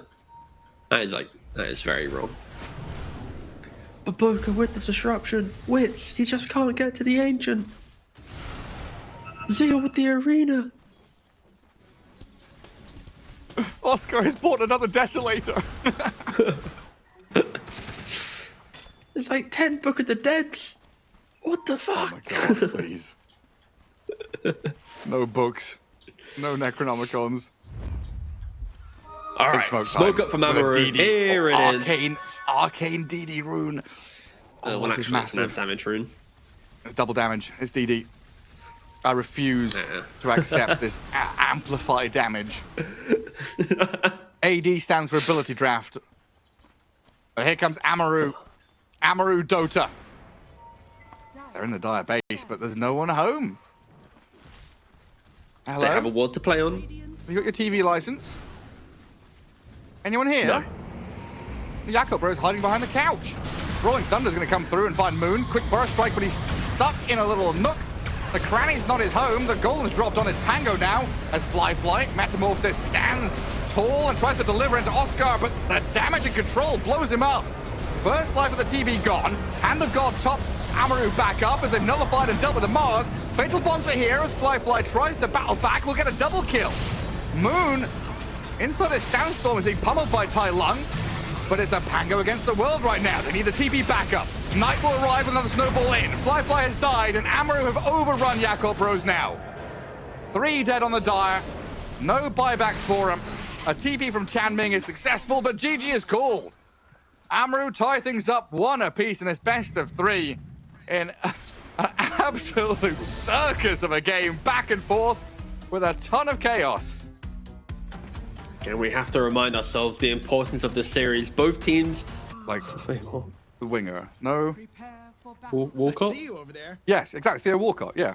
Yeah, there was a bunch of these like 15, 16-year-olds that like made it onto the first team. I think it was not that crazy back then. I don't know about nowadays. Sure. Okay. Yeah. Again, my football knowledge is pretty lackluster, but my assumption in football is you retire early 30s and then you start around like 16, 17. Outside of, I guess that technically we are talking about the extreme cases, right? Yeah. And it also depends. Like goalkeepers usually retire mid to even late 30s. Like goalkeepers are usually the eldest on the team. So you can have a team where your goalie is like 36, 37, and then one of your like wingers or something is like 17 or whatever. Yeah. I love that. But yeah, I'm not saying it's common, but limited it's football knowledge is like it's for sure fringe case, for sure fringe cases. So I think your point still 30 seconds. stands. Fuck it, my point could be wrong. It's fine. I'm not attached to it. They're the best kind of points. The ones that just float there. A lovely floating point in our video games. And Baboka up on the staircase, gonna smoke break. Game 3, $3,500 on the line, 100 EPT points. And both of these teams kind of looking at lights out in terms of tournament progression. Elimination is pretty much already a foregone conclusion. The battle It comes down to that little bit more prize money and pride. See who comes out on top here in game number 3. And so far, no risky business. No playing into enemy triangle or trying to shard, move yourself down a cliff and dying. Everyone's going to step out to their lanes, set up for that Chen Kez bottom, Shadow Demon and Axe up at top. And of course, Tai Lung against Moon in that mid lane. The 15-year age gap between the Lesh and the Puck. And so far, they've gone blow for blow. It was Moon's Viper that really undid Tai Lung's Lesh before. Now on the Puck, we'll see how he does. On Baboka and Zeal already dealing with that Chen's creep in that bottom lane.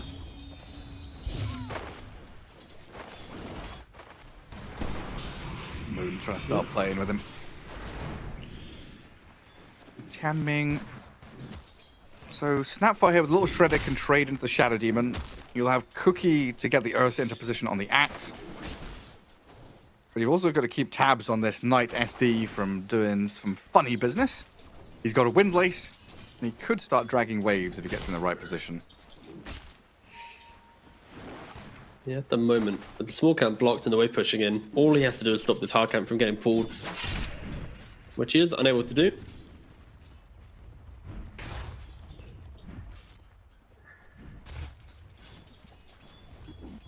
And What a big wave bottom. What the hell? Like, Kez has just got like a double wave in front of his tower. It's like, alright, sure. And Zeal's going to try to push it back into him even further. And so far, so good for the Primal Beast. You said he was very good at dealing with the Chen and his army. And Baboka's going to start dragging waves as well to make this lane even easier to play out. Amaru, they just need to respect the fact that, like, at any minute, Tianming could just twin gate, and then you put Tusk, Snapfire, Primal in lane, Kez will just disappear, right? So I'm looking at maybe like an earlier ward placed by Gardic in the safe lane, maybe on his next Kuru rotation through, just to scout out the twin gate tendency that Yakult does have.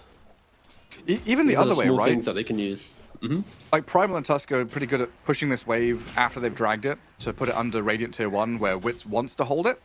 Then Baboka could go twin gate and play top if Axe gets in trouble. I mean, Axe is in trouble regardless of rotation. With a Blood Grenade, little Shredder, they've got tons of damage through Fly to get first blood. What was Knight up to? Trying to block up the small camp with a sentry. Not worth the life of your Axe, though. Yeah, instantly gets dewarded anyway, and Tianming might even get the stack on the small camp as well, so they're not really working out their way. Of course, we do see the battle of Puck versus Lesh. Net worth somewhat even. Would have been nice. If you are a Moon fan, of course, no bias here. I don't mind either team winning this game. Okay.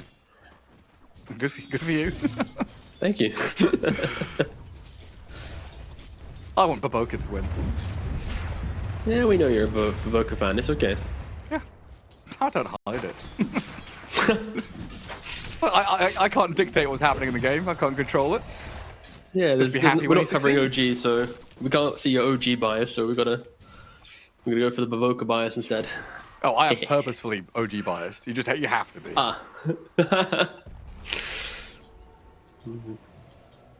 Because if you're not biased for them, you're against them. You know, that's how it works. And then you have the masses again. Yeah, that's true. Yeah. No, I've learned that the hard way. Oh, Oscar. Oh, he just tanked the tower, hitting top. That's rough. Fly going to finish him off. Oh, he's done for. It's fucking dead, mate. Top lane has turned into a bit of a meltdown. Disaster City there. It's like Shadow Demon doesn't really have a home to play in. Tusk is trailing Gardic's movements as well. We're not even close to the 6-minute rune spawning. We're already having these supports maneuvering around in the jungle. The wave cutting up top, not paying off there for Amaru Gaming either. The Yakult Bro is in a pretty good position overall. The only person a bit sad is the Primal Beast. After a good first couple of waves, he has been all but pushed out of the lane. Kez just keeps stacking up all this nasty damage. The Kazurai Katana.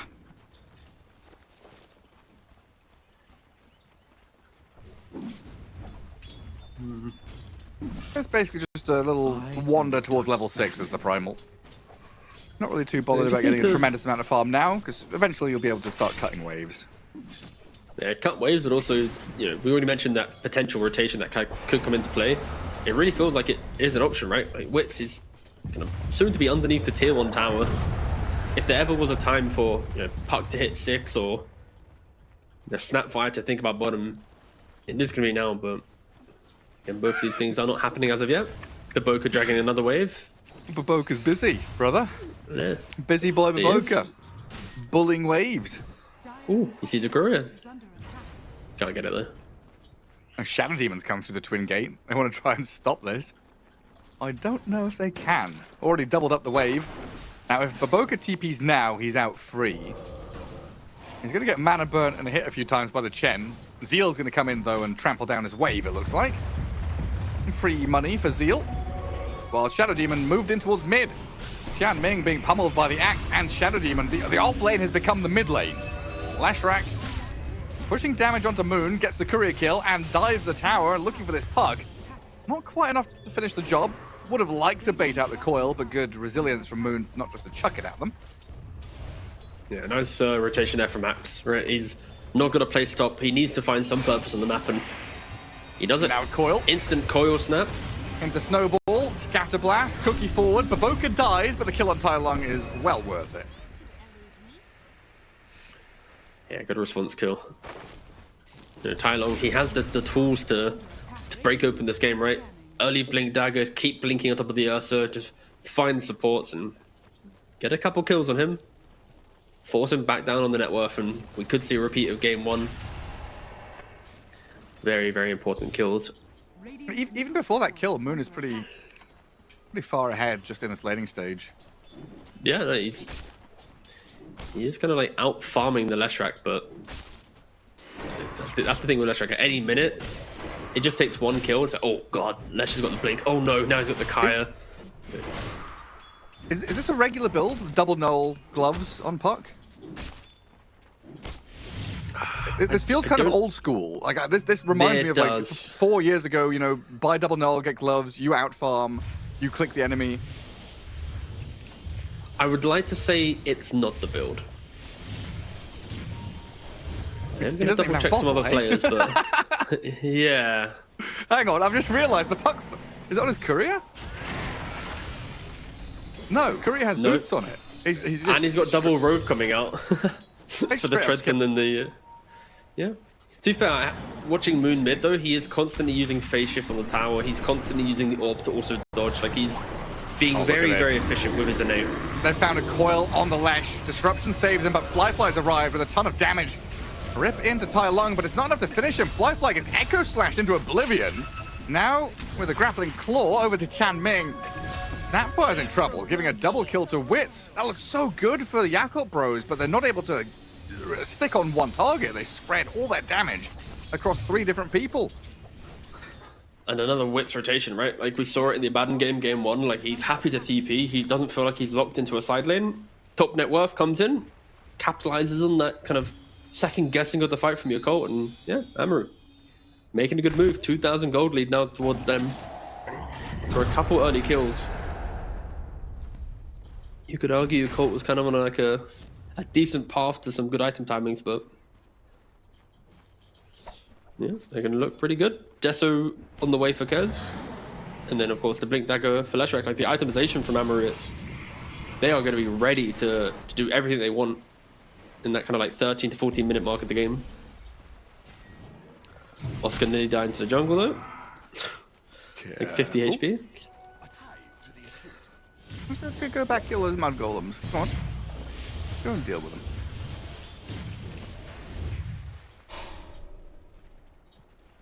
And now with a 2k lead emerging, Amaru can just kind of sit back and farm through their camps.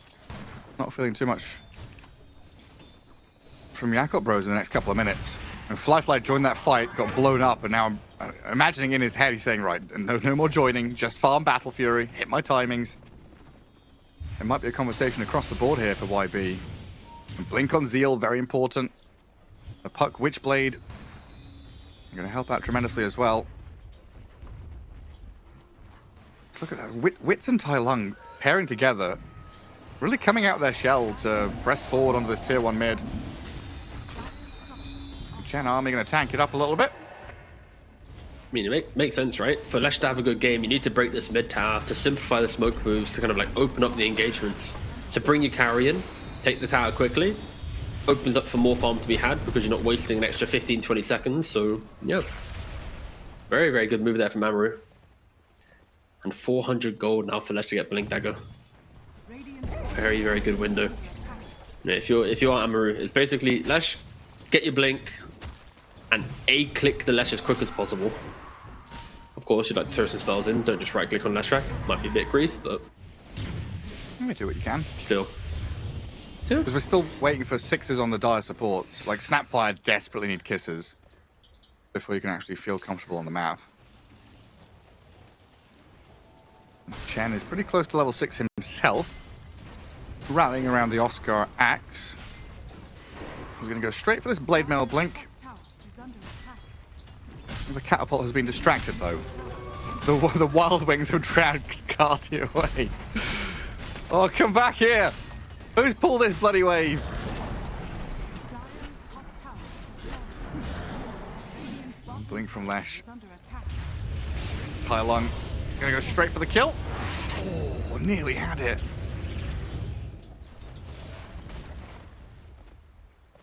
Not quite enough. Radiant's bottom Trying to tower bottle up and get the Split Earth down. Arcanes were on cooldown. Did Chanling just salve? He TP'd home. Did he buy a salve to get out of base faster? Is that what we're spending our money on? I was looking elsewhere, I'll be honest. I wasn't looking at the... Did he have a salve from laning stage? You don't just buy a salve and a heal, do you? No, yes. That's not really efficiency, that's just impatience. I'm tempted to get the combat log open, but I just can't. Be honest. I can't be bothered. There we go. Can't find it. I don't know where it is. Oh, things slow down a little bit. As Yakult Bros are really just on the back foot, trying to find levels, items, and maybe react to what Amaru bring. Tai Lung is running this map right now. DD bottled, Blink ready. They were angling for a play bottom lane, but it seems like Baboka on the front lines and the tucked away Primal Beast are pretty safe on that side. Well, Flyfly's Ursa has the Battle Fury, so he's now accelerating pretty quickly on this Ursa. So, gentleman's agreement, just to sit and farm. Yeah. I think Amaru, though, is respecting, even though they have Blink on the Lesh, Deso on the Kez, do they want to go for a fight and suddenly get coiled or Mortimer kissed, right? Like, the entire early game has felt good for Amaru due to the fact that Snap's been under-leveled, the coil didn't really connect with clean aggression from other heroes. Like, everything's been a bit lackluster for Yakult.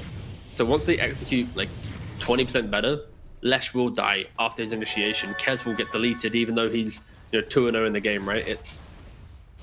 I think Amaru are just very cautious. They want to make the perfect move and maybe allowing Yakult to be the aggressors, right? The Primal just got the Blink Dagger. Once he goes for that initiation, a nice TP from a Lesh or a Kez could just turn the fight around, but yeah, Amaru not wanting to be the ones that just throw away their lead.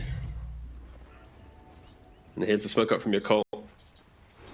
The Blink on the Primal is the go time. The two killing supports are holding his hand. Radiant are scared. At the moment, they will be walking into Kez, but they have used the scan on the Radiant side. Oh, he's in Viz. Raven's Veil, but they've got the jump on him still with his Primal Beast. Pulverizing the kisses. Witz tries to dash away to the tree line, but Moon has now arrived. Shards will block him in. Jumps over the Igloo, disrupted and saved. Oh dear, Yakult Bros don't get the finish on him. Witz, he got out of there, and now the rest of the team has rallied around him, turning onto Baboka, blowing him up with Tai Lung. Moon's puck might be in danger as well, as Oscar chases the puck down, but as a slippery hero to catch with a lack of stuns. Moon is just going to keep jaunting and jumping, but Oscar gets the call and the dunk. I thought the puck would be able to get out. I mean, I also thought the Kez had got out. Oh, did he die? He went back in. He did. Kez lived after all of that. So just so we can get this all out in the air. Moon missed coil. Kez run away. Thank God we got a replay. So it all starts with Witz being a little bit cheeky, right? You use the scan. You know that you don't need to go here. You can just walk away. But then Moon misses the coil. He then walks up, gets disrupted, and then they reset. Okay, Moon throws out an orb. Life continues. But then for some reason, Witz is like, this is my go time. He runs into a puck, gets instantly waning rifted. He gets deleted. See here, boom, dead. And then Moon orbs again, gets hit by a call, which often puck dodges most of this. So Level between 1 Moon and fish Witz, gets level 1 call. yeah, like between the two of them, Witz and Moon just had a bit of a mare in that fight. Both of them were. Yeah, that was interesting. Yeah. Yeah. Well, game 3 continues. At least Ursa is happy. Fly is watching from a great distance, just going, yes, yes. I will continue. Yes, continue farming." your. I don't give a shit about Leshrac. Please continue your Dota 2. I will eventually be very tanky and annoying. Yeah, that's kind of what's happening. Pretty much. And what's next for him? BKB? Basher? I wouldn't mind a cheeky Basher. Go aggressive. Are scared. After Basher, go back for the BKB. And then maybe even look for like the Satanic build that we see on the Ursa. I think it's quite a fun build to have into always kind of like damage over time. Like Kez wants to build up stacks on you. You can dispel it with Satanic. Axe hits a call on you. If you have Axe and Satanic, you're never going to die to him. So yeah, I think there's a pretty decent item path available for Fly. Tusk now picked up the Blink Dagger. Of course, we are now at the 17-minute mark of the game. We are looking towards Tormentor in around 3 minutes' time. Roshan, of course, currently on the top side of the map. So if your cult is to get a pick off around the pit with an Ursa, a Tusk, and a Snapfire, they are very happy to look for this. And they are smoking up as for connecting on the Ursa. Fly hasn't really had to do anything in the game so far. Kind of just chilling. He's going to get jumped, though. This Blade Mail could be his undoing. Gets off the enrage, and Baboka's here. Moon comes through with a 2-man coil. Catches them on the backside with a good pulverize there, and the kisses over the top. Tai Lung gets blown up. Oscar was munched on by Fly. Now Gardex just being trampled by Zeal. Fly did die in the end, though, to the Edict, I believe. The final touches of damage that he walked back into. Yeah, they all kind of left him alone, and he was like, guys, Edict, eat. Okay, don't worry.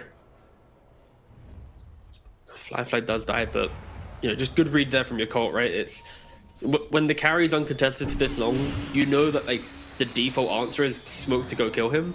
Amaru makes the default play, they're ready, right? And they don't get that perfect combination. With the Axe initiation, the Leshrac wasn't in time to hit the split earth before the Axe could get the enrage off.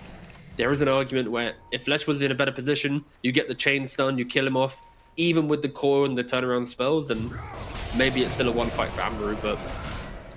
Well, now they're on the primal. Zeal. Oh, Zeal. Oh. Didn't get the onslaught back to high ground, and now the Puck and Snapfire fighting back into Tai Lung. This is getting very scrappy now. It feels like there isn't a clear direction from either team of what's meant to happen when. No, it's just the fight back and forth. But Amaru, they're utilizing... we spoke about the pick-off potential for Ursa around the pit, right? When you have a Desolator on your carry, you also can go into Roshan whenever you get a kill. Moon's going to scout in with the orb. Roshan down to a quarter of his health. Do we attempt the steal? Another orb. Moon's looking. Moon's thinking about it. That delay is going to go 100%. That delayed move, the jump, the snap. He got it! He gets it! He does get dunked, but he got the Aegis. Radiant killed Roshan. Moon will have this second life to jump away, so no advantage gained by Amaru. And now it's Tormentor time. Everyone's going to run top left corner. Radiant Vision sees them in the northern jungle. Dire Vision is up in that top left area, but not on the Tormentor spot. So could give information, but it's not there yet. Middle tower is under attack. No, Amaru right now they're looking for you. With more intel. They'll see the Snapfire. That could be an easy grab. Literally on top of the Observer Ward. Couldn't be any closer if he tried. And is that now just Tormentor for Radiant? Yakult Bros give it up? No. No, they're smoking. I mean, this is a pretty cool smoke, right? Like, in Amaru's mind, getting that pick-off, like, they're not going to contest, right? The Snapfire, the Mono Kisses isn't available. But they take the Tormentor so quickly. Your cult, if they want to get a kill, they've got to go in right now. Who are they going to find, though? First point of contact is the axe. The Ursa finds Shadow Demon. That's huge for Fly. Now Oscar, Blade Mail up, getting turned on quickly. Pulverized there as well. Onto the Kez. They'll focus into Wits with a coil over the top. They've found the bird. He's down. A double kill for Fly. Gardic being chased to the right-hand side, but there's Leshrac. He's got massive damage. Jumps back onto the Ursa. Pushing it to the limit here as Baboka comes back in to save his carry. That's just gonna go back in. They do move back in to find Tai Lung. Thanks to Chan Ming. And done from Oscar, though. Oscar with a double kill, though. The two dire supports, with Moon now arriving, should be able to turn his back on Oscar and recover the fight for the Yakult Bros. A double kill for Moon. 4 in a row. Dear Lord.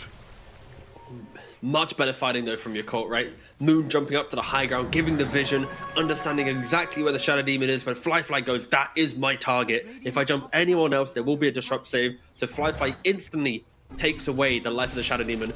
And yeah, you couldn't ask for a better initiation from Yakult. And then the kite back as well. It was really beautiful. Baboka makes a snowball dodge on the call. And then after they tried to kill off the Kez, I say tried, they did kill off the Kez.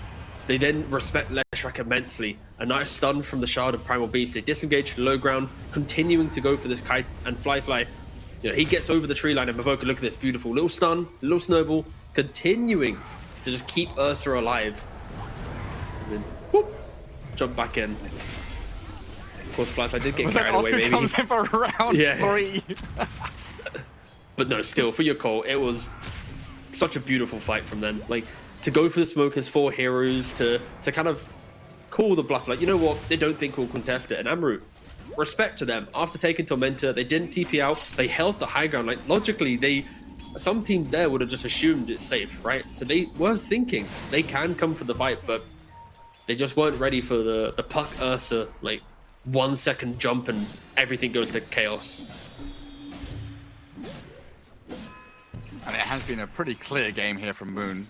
1 death, 5-1 and 4. Has the full Parasma done now? Other than that one coil on Kez, yes. Yeah. I hold him to high standards, Moon. Oh, Mineski.Moon. Do you think this is his return arc? Do you think, like, of course he's standing in for Emo, but do you think this is like playing this tournament is like the itch he needs to go, you know what? Yeah, I'm back, boys. I'm going to make another team. It might be. We've had no one return. We had Arteezy on the big stage at Blast, you know, showing himself to the stage and the crowd. Yeah. Farming his way. There was another couple where we were like, these guys have, you know, had a bit of time out of the top flight of play, and they've returned. Names are eluding me right now. For some reason, eluding me too, to be fair. We've got some old lads who have returned. Yeah, I'm looking. Aged players. Radiant's bottom tower is under attack. Let me look. Let me refresh Right, myself. Puppy is trying FY to come for back as a XG. coach. FY, Yeah, that's FY. one, right? He came back. You can just never get rid of Fly. You know, he never leaves, so you can't ever, you know, he can't never return. He's always there. Right. Doesn't count though. I mean, how many retirements has Seb had? He'll come back eventually, I'm sure. Honestly, not enough. Let's be real. Like we need like 3 more, I think, to satisfy the needs of the people. Oh, whoops, that's dead. Yeah, but the Kez trying to fight into Baboka and Moon and winning the fight, actually. Forcing the TP out from the Tusk. Moon will dip away as well. Knight and Oscar are still coming. And Shadow Demon might be able to just loop around the corner. See the puck. Hello, how you doing? Dire's Moon is very quickly away, though. Top lane. Oh, What's happening there? Well, they found Death. Zeal, have they? It was so awkward though, because when the Primal started the fight, he was farming the wave, right? He onslaughted onto the creeps, and the Axe double blinked onto the onslaught, so they got pushed back. So it was like a half second where everyone was like, wait a second. Whoopsie-daisy. This is, yeah. It didn't matter. It looked funny though. The net worth lead is a little deceptive though. The 3,000 gold lead is just because Chen has farmed more than the other supports. That will mean Gardic will be able to bring one aura to the fight where the supports from the Dire side will not be able to contribute that. Yeah, with Ursa having his BKB now, it feels like Flyfly is yet again the big bad on the map. He's the guy you got to look out for. Because he could just solo kill the Lesh or the Kez in a coil, in a snowball. Just a little stun. They're done. Again, another scan from Amaru. Really good scanning. I'm going to guess it's just Wits using it. Dire high ground ward into scan from Yakult Bros. Finds the Kez. In comes Oscar though with the two-man call. Blade Mail turn. Baboka is dead. Flyfly has had to pop BKB and Enrage. Does get a bit of distance here, but Tai Lung closes that gap quickly. Oscar's being hounded by Moon, but they've lost Flyfly on the southern side. A 2 for 2 so far.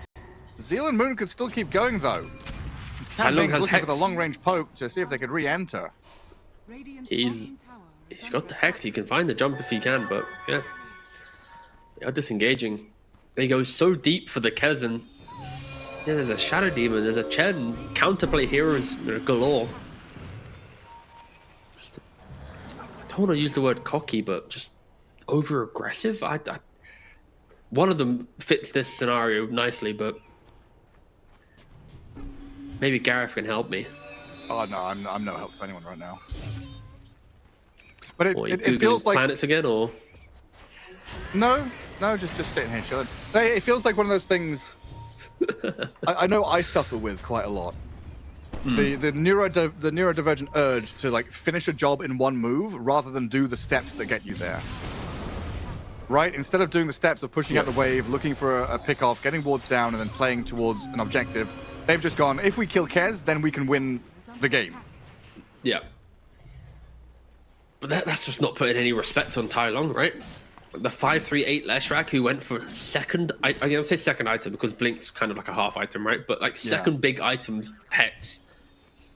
Like they just multiple times just not respected him. They killed Kez, and then guess what? Lesh killed the Ursa top. Lesh killed the Ursa in this engagement. And that is the joy of the Lesh-Kez combination, right? You've got the big magic and pure burst of a Kez. You've got the physical damage burst of a Kez, right? You have so many different items to deal with both of them, and they're very bursty cores. Snapfire breaking the smoke on the Snapfire. Yep. A very all-in mood in this game 3 now. Yeah, I mean, I love it. I love this kind of like, there's not really like the beauty of macro play. It's just, we must win the fight. And to be fair, it's refreshing. You know, it is refreshing. A little bit of a brawl fest between two teams. yeah, exactly. Caveman smash. It's like that. Like expected value of you playing the map is like edging, forward little by little, like 0.5% here, 0.5% there. Going for that killer blow is like, oh, we can get this additional 50% value if you just go for this big jugular move. Like another sweeping smoke here is, another indication that Yakult Bros want to get this killer move and play into Roshan, but they've been scanned again. The read from Amaru has been spot on through this series with their scan usage. If they win this series, and now playing opposing sides. Sorry to ruin the hype, but I'm going to ask that in the interview, mate. About the scans? Yeah, who's using them? Yeah, he's just incredible at battleships. My guy is just hit. Oh, he's great. And a B7 hit. We're in the Roche bit. Moon's going to scout it with an orb. And Roche at about half health. Things get a little dicey now. You've got to start thinking about how you're cutting the waves, how you are prepping the map. Or in Amaru's case, how are you smoking to re-wrap around the wrap-arounders and become the wrap-around-y? Zeal's in a good spot to break the smoke. Wits, the vision's so good. YBC everything. So mid lane's pushed in. The signal there is to play down to the bottom right as Roshan is about to swap home in 20 seconds time. But they're going to go for it before he moves. And this is risky now. Oscar is nearly here. The kiss is cancelled. A blink. Well done by Tianming.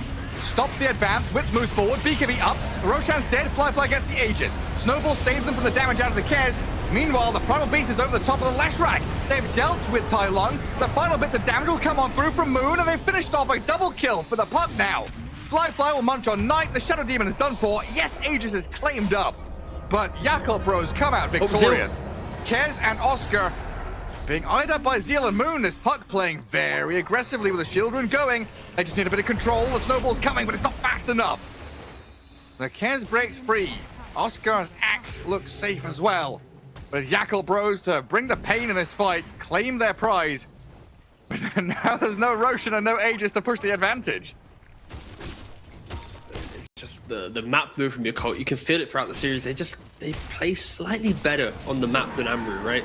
Like Amaru has the Roshan. They leave the Roshan after taking it low to then move around away from the area that they control. They're running into dire vision on the Radiant side of the map. And then Yakult's like, all right, cool. Let's just go straight for it. And Aboka, great positioning to ensure the snowball save. Just Tai Long just in the middle of the river, right? It's just, again, vision wins games, and Amaru leave their vision, play into dire vision. You're going to see the Lesh die. You're going to see the Puck, you know, kind of exploit the lack of control outside of the Hex. And it kind of pains me to see it, honestly. I feel like Amaru's in such a good position, but they just need just a drop of patience.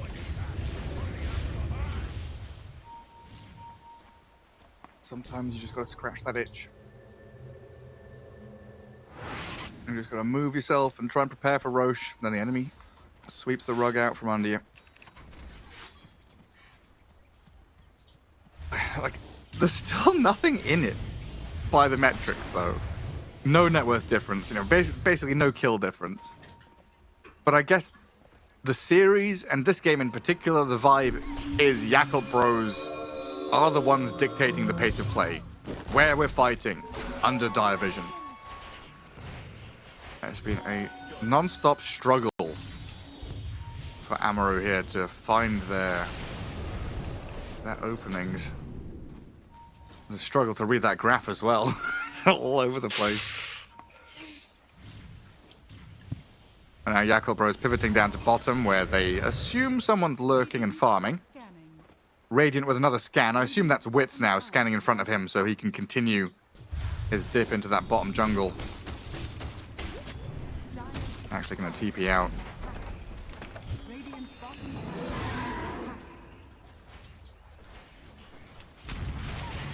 Such an offensive item build as well for Moon, right? It's going straight for the Aeon Disc. That is a... Like normally here you might see, if you want defensive items, like sometimes they go BKB, sometimes they just go full tanky and go like Octarine, but he's like, nope, I want Aeon Disc. I do not want this Hex to do anything to me. You Hex me one time, I will proc. Yeah, but also, like, how do you die, that's right? also Like the Hex, other option, right? Yeah. Hex yeah. call, Echo Slash. Oh, Gardic. This is not your side of the map, my friend. And Zeal is going to make sure you know that. Flyfly is going to steal this, though. Come on. Ursa's hungry.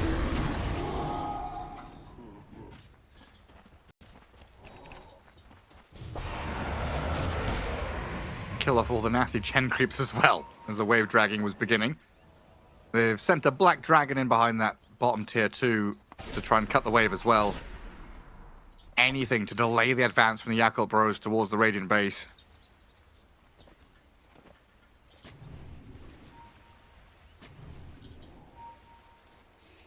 It does feel like in these situations, though, we need some like second Roshan or something. Like Roshan dies, Aegis is immediately claimed, and then no one has anything to play for. I've never wanted to disconnect from a call quicker than what you just said. Why? It's like League, mate. What are you on about? You want like a little blue buff, red buff? You want little mini dragon? I just don't want to sit and farm for 5 freaking minutes waiting for next Rose Look to at them. come They're up. gonna fight, brother. Don't worry. They're gonna go fight. I'll try it. As Primal's hexed up and blown up, Snowball save doesn't come out in time. Baboka's gonna try and turn with the kisses over the top and Flyfly arriving, but the save is there. Shadow Demon keeps Tai Lung at arm's reach from this Ursa, who now has to turn on the Kez, but can't get the job done. Moon arriving a little late to the party, seeing what he can get. As a Primal Beast re-arrives with a BKB pulverized, Flyfly died, but wins the trade. The buyback from Zeal gets them the trade, but I don't know if this fight is worth it anymore for YB. They have lost their Ursa, the big damage dealer. Puck can't really continue. Primal Beast bought back and doesn't want to die back. And Tai Lung, does he have it? The Scythe of Ice into control. They've got Moon done. So wait, Why are luckily they there wasn't fighting a if they could go second. for second Roshan T? I know that second objective on the map. I just don't know why they're not playing for it and just stalling out the game. Amaru, like, that's what they need to do with this type of lineup, right? They need to create the chaos. They need to just break in to the formation, be the ones initiating, and they do it beautifully. Like, they're just all clumped up, Yakult, kind of underneath each other's feet, like, oh, what are we doing? What are we doing? No, right? Even the Ursa, like, he commits his BKB, trying to kill off the Kez. He bashes the first Raptor dance, gets the second, of course, because it doesn't cancel when you get procced in your first one. So Kez still gets to, you know, live slightly longer, kind of baiting them more into the fight. So yeah, for Amaru, take that fight and try to replicate it. Be the one starting the fight. Play in a pocket of the map where you have equal vision, at least, not, you know, this massive disadvantage that they've been like actively playing into before. But the game is so close. Whoever jumps first feels like they are kind of the victors of the game. But like only if they find the right target. Yeah, Like, sure. if Yakult Don't Bros add find more his SD, asterisks. like, Knight finally got to save someone without getting munched on immediately. Primal goes in, then just gets turned on so quickly. And has to buy back. So that's Snowball save wasted, Primal's initiation wasted, Kisses wasted. Disruption saves Tai Lung from Fly. And it seems like Moon's Puck here, you know, full resources, but after the coil's done, you're kind of wondering, what next? My Ursa's dead. You kill one of the glass cannon cores, but there's still another one remaining. That is the one thing with Ursa, is like, you do want long drawn out engagements, or you play for big burst. And right now, the Ursa's not able to ever kite back away from the engagement, right? He feels like he's always locked into the burst style of Ursa. And that's when, of course, Chen, Shadow Demon, an Axe Call, or a Kez Raptor Dance can really just outplay. You know, maybe if there was Satanic on Ursa or something else, then maybe he could find a way to continue the fight, but Amaru's doing a very good job just stopping them. Ooh. Oh, an AC. That's a pretty rare pickup for an Axe, but more burst now for the Kez. Just throw some minus armor as an aura into the mix, and Kez will be very grateful. Tank himself up against the Ursa Primal. Pretty handy. Oh look, a long Roche respawn. 2.5 minutes. What are these teams gonna do? Waiting for Roshan to respawn, T? If only there was a second objective. stand on top of the staircases and wait to see what's happening. If only we could have an instant second map under the map where you teleport down to fight swarms of units to get an advantage. I don't have great MOBA knowledge, but That's Heroes of the Storm. wasn't that Heroes of the Storm? Yeah, I'm pretty sure that's Heroes of the Storm, right? Yeah, nice. Was that the shared XP one? I think I played 2 games of it with a friend. Yeah, hot for shared XP. What a concept. No. no.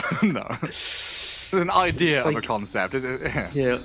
A fraction It's like of a all concept. for one. Yeah. Like you could be doing literally nothing, and it's like, oh nice, I'm level 13. Thanks, mate. I'm AFJ Fountain. Roshan, though, of course, will be once again the focal point of this game.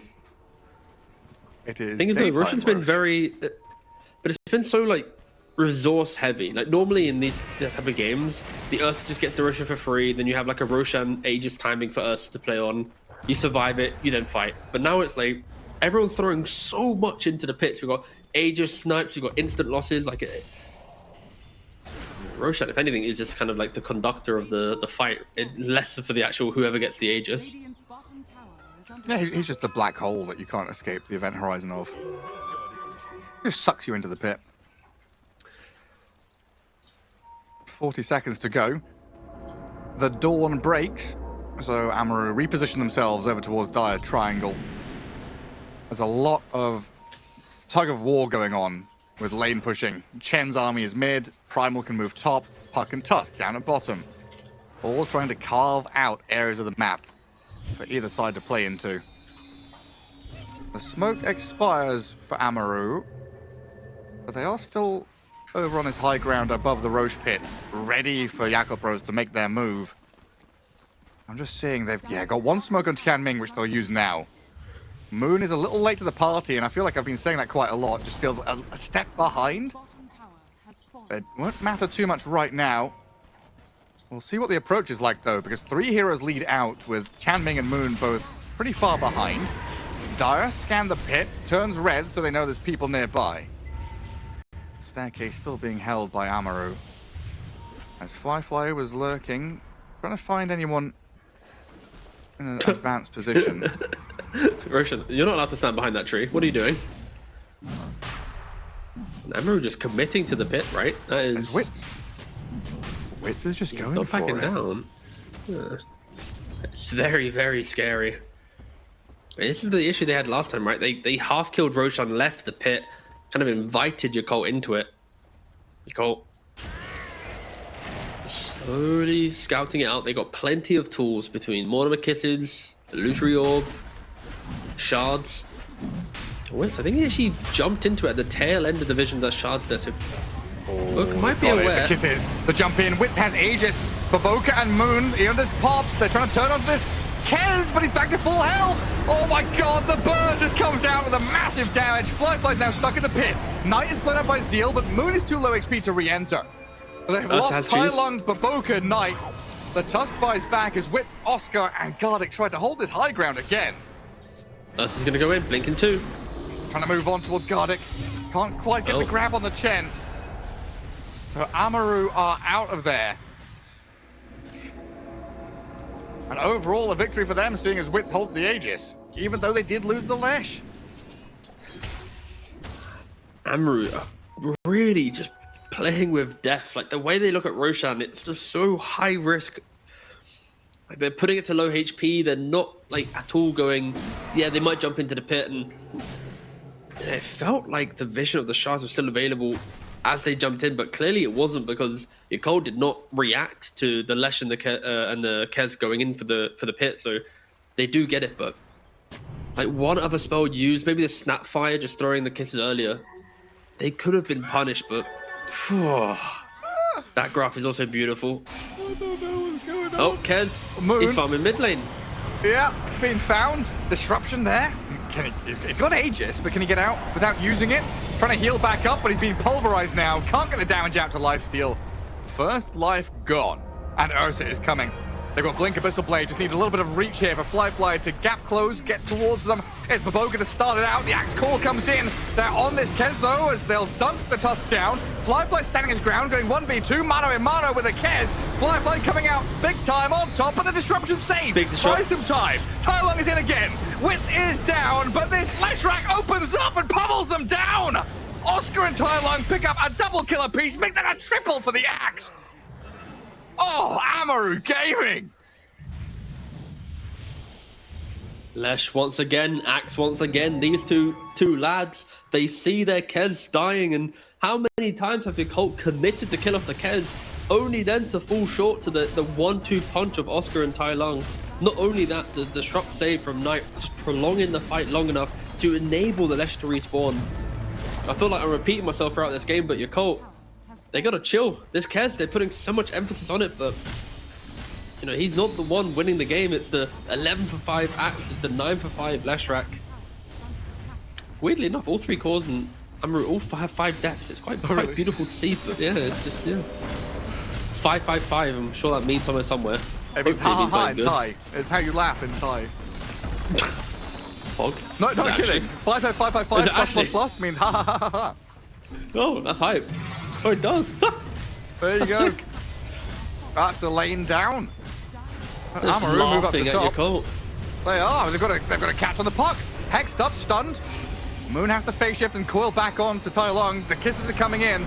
But they've got Knight behind him, saving the Lesh Rack for now. Can they finish off this pesky Lesh? Oscar is in to defend. The puck is pummeled. No buyback on Moon, dead for 2 minutes. And Baboka in trouble too, while Tylon stayed alive through it all. He's going to blink forward aggressively onto the Snapfire. Ethereal's not going to help you here, Tianming. You are down and out. We've got 1 buyback and 2 respawns. But this is now a 5 versus 3, where Amaru have taken 2 lanes of racks and look for the third. Under attack. Dire's top barracks has fallen. Yakult bros, not much left in the tank now. It's been such a close game up until this point, but Tylung pulls out all the stops. Finding these big sweeping moves. Fly will try, but rebuffed by Oscar. They protect Wits through the aggression of the Axe. A Pulverize saved by the disruption, and a Wind Waker out there gets Axe to safety. Wits will move forward. The big damage from him. The Echo Slash pummeling sealed down. Can't make his way back to Fountain. And that might be it. Oscar will get a grab on Fly now. The Ursa moves in front of his tier 4 towers, and he knows he's going to have to stand and deliver. Tylung and Wits are over the top of him. Fly dead. Buyback from him. Baboka moves in. Shards out, but it is just a severe overrunning here as Amaru annihilate Yakult bros 1 by 1. Another dunk for Oscar and GG called. The South Americans have done it through the young star players. Wits on this Kez, Tylung on the Pango and the Lesh, and Yakult bros just run out in the end. I mean, what a 1-2 punch, right? And of course, we see Oscar on screen as well. Like he also had to pull quite a shift.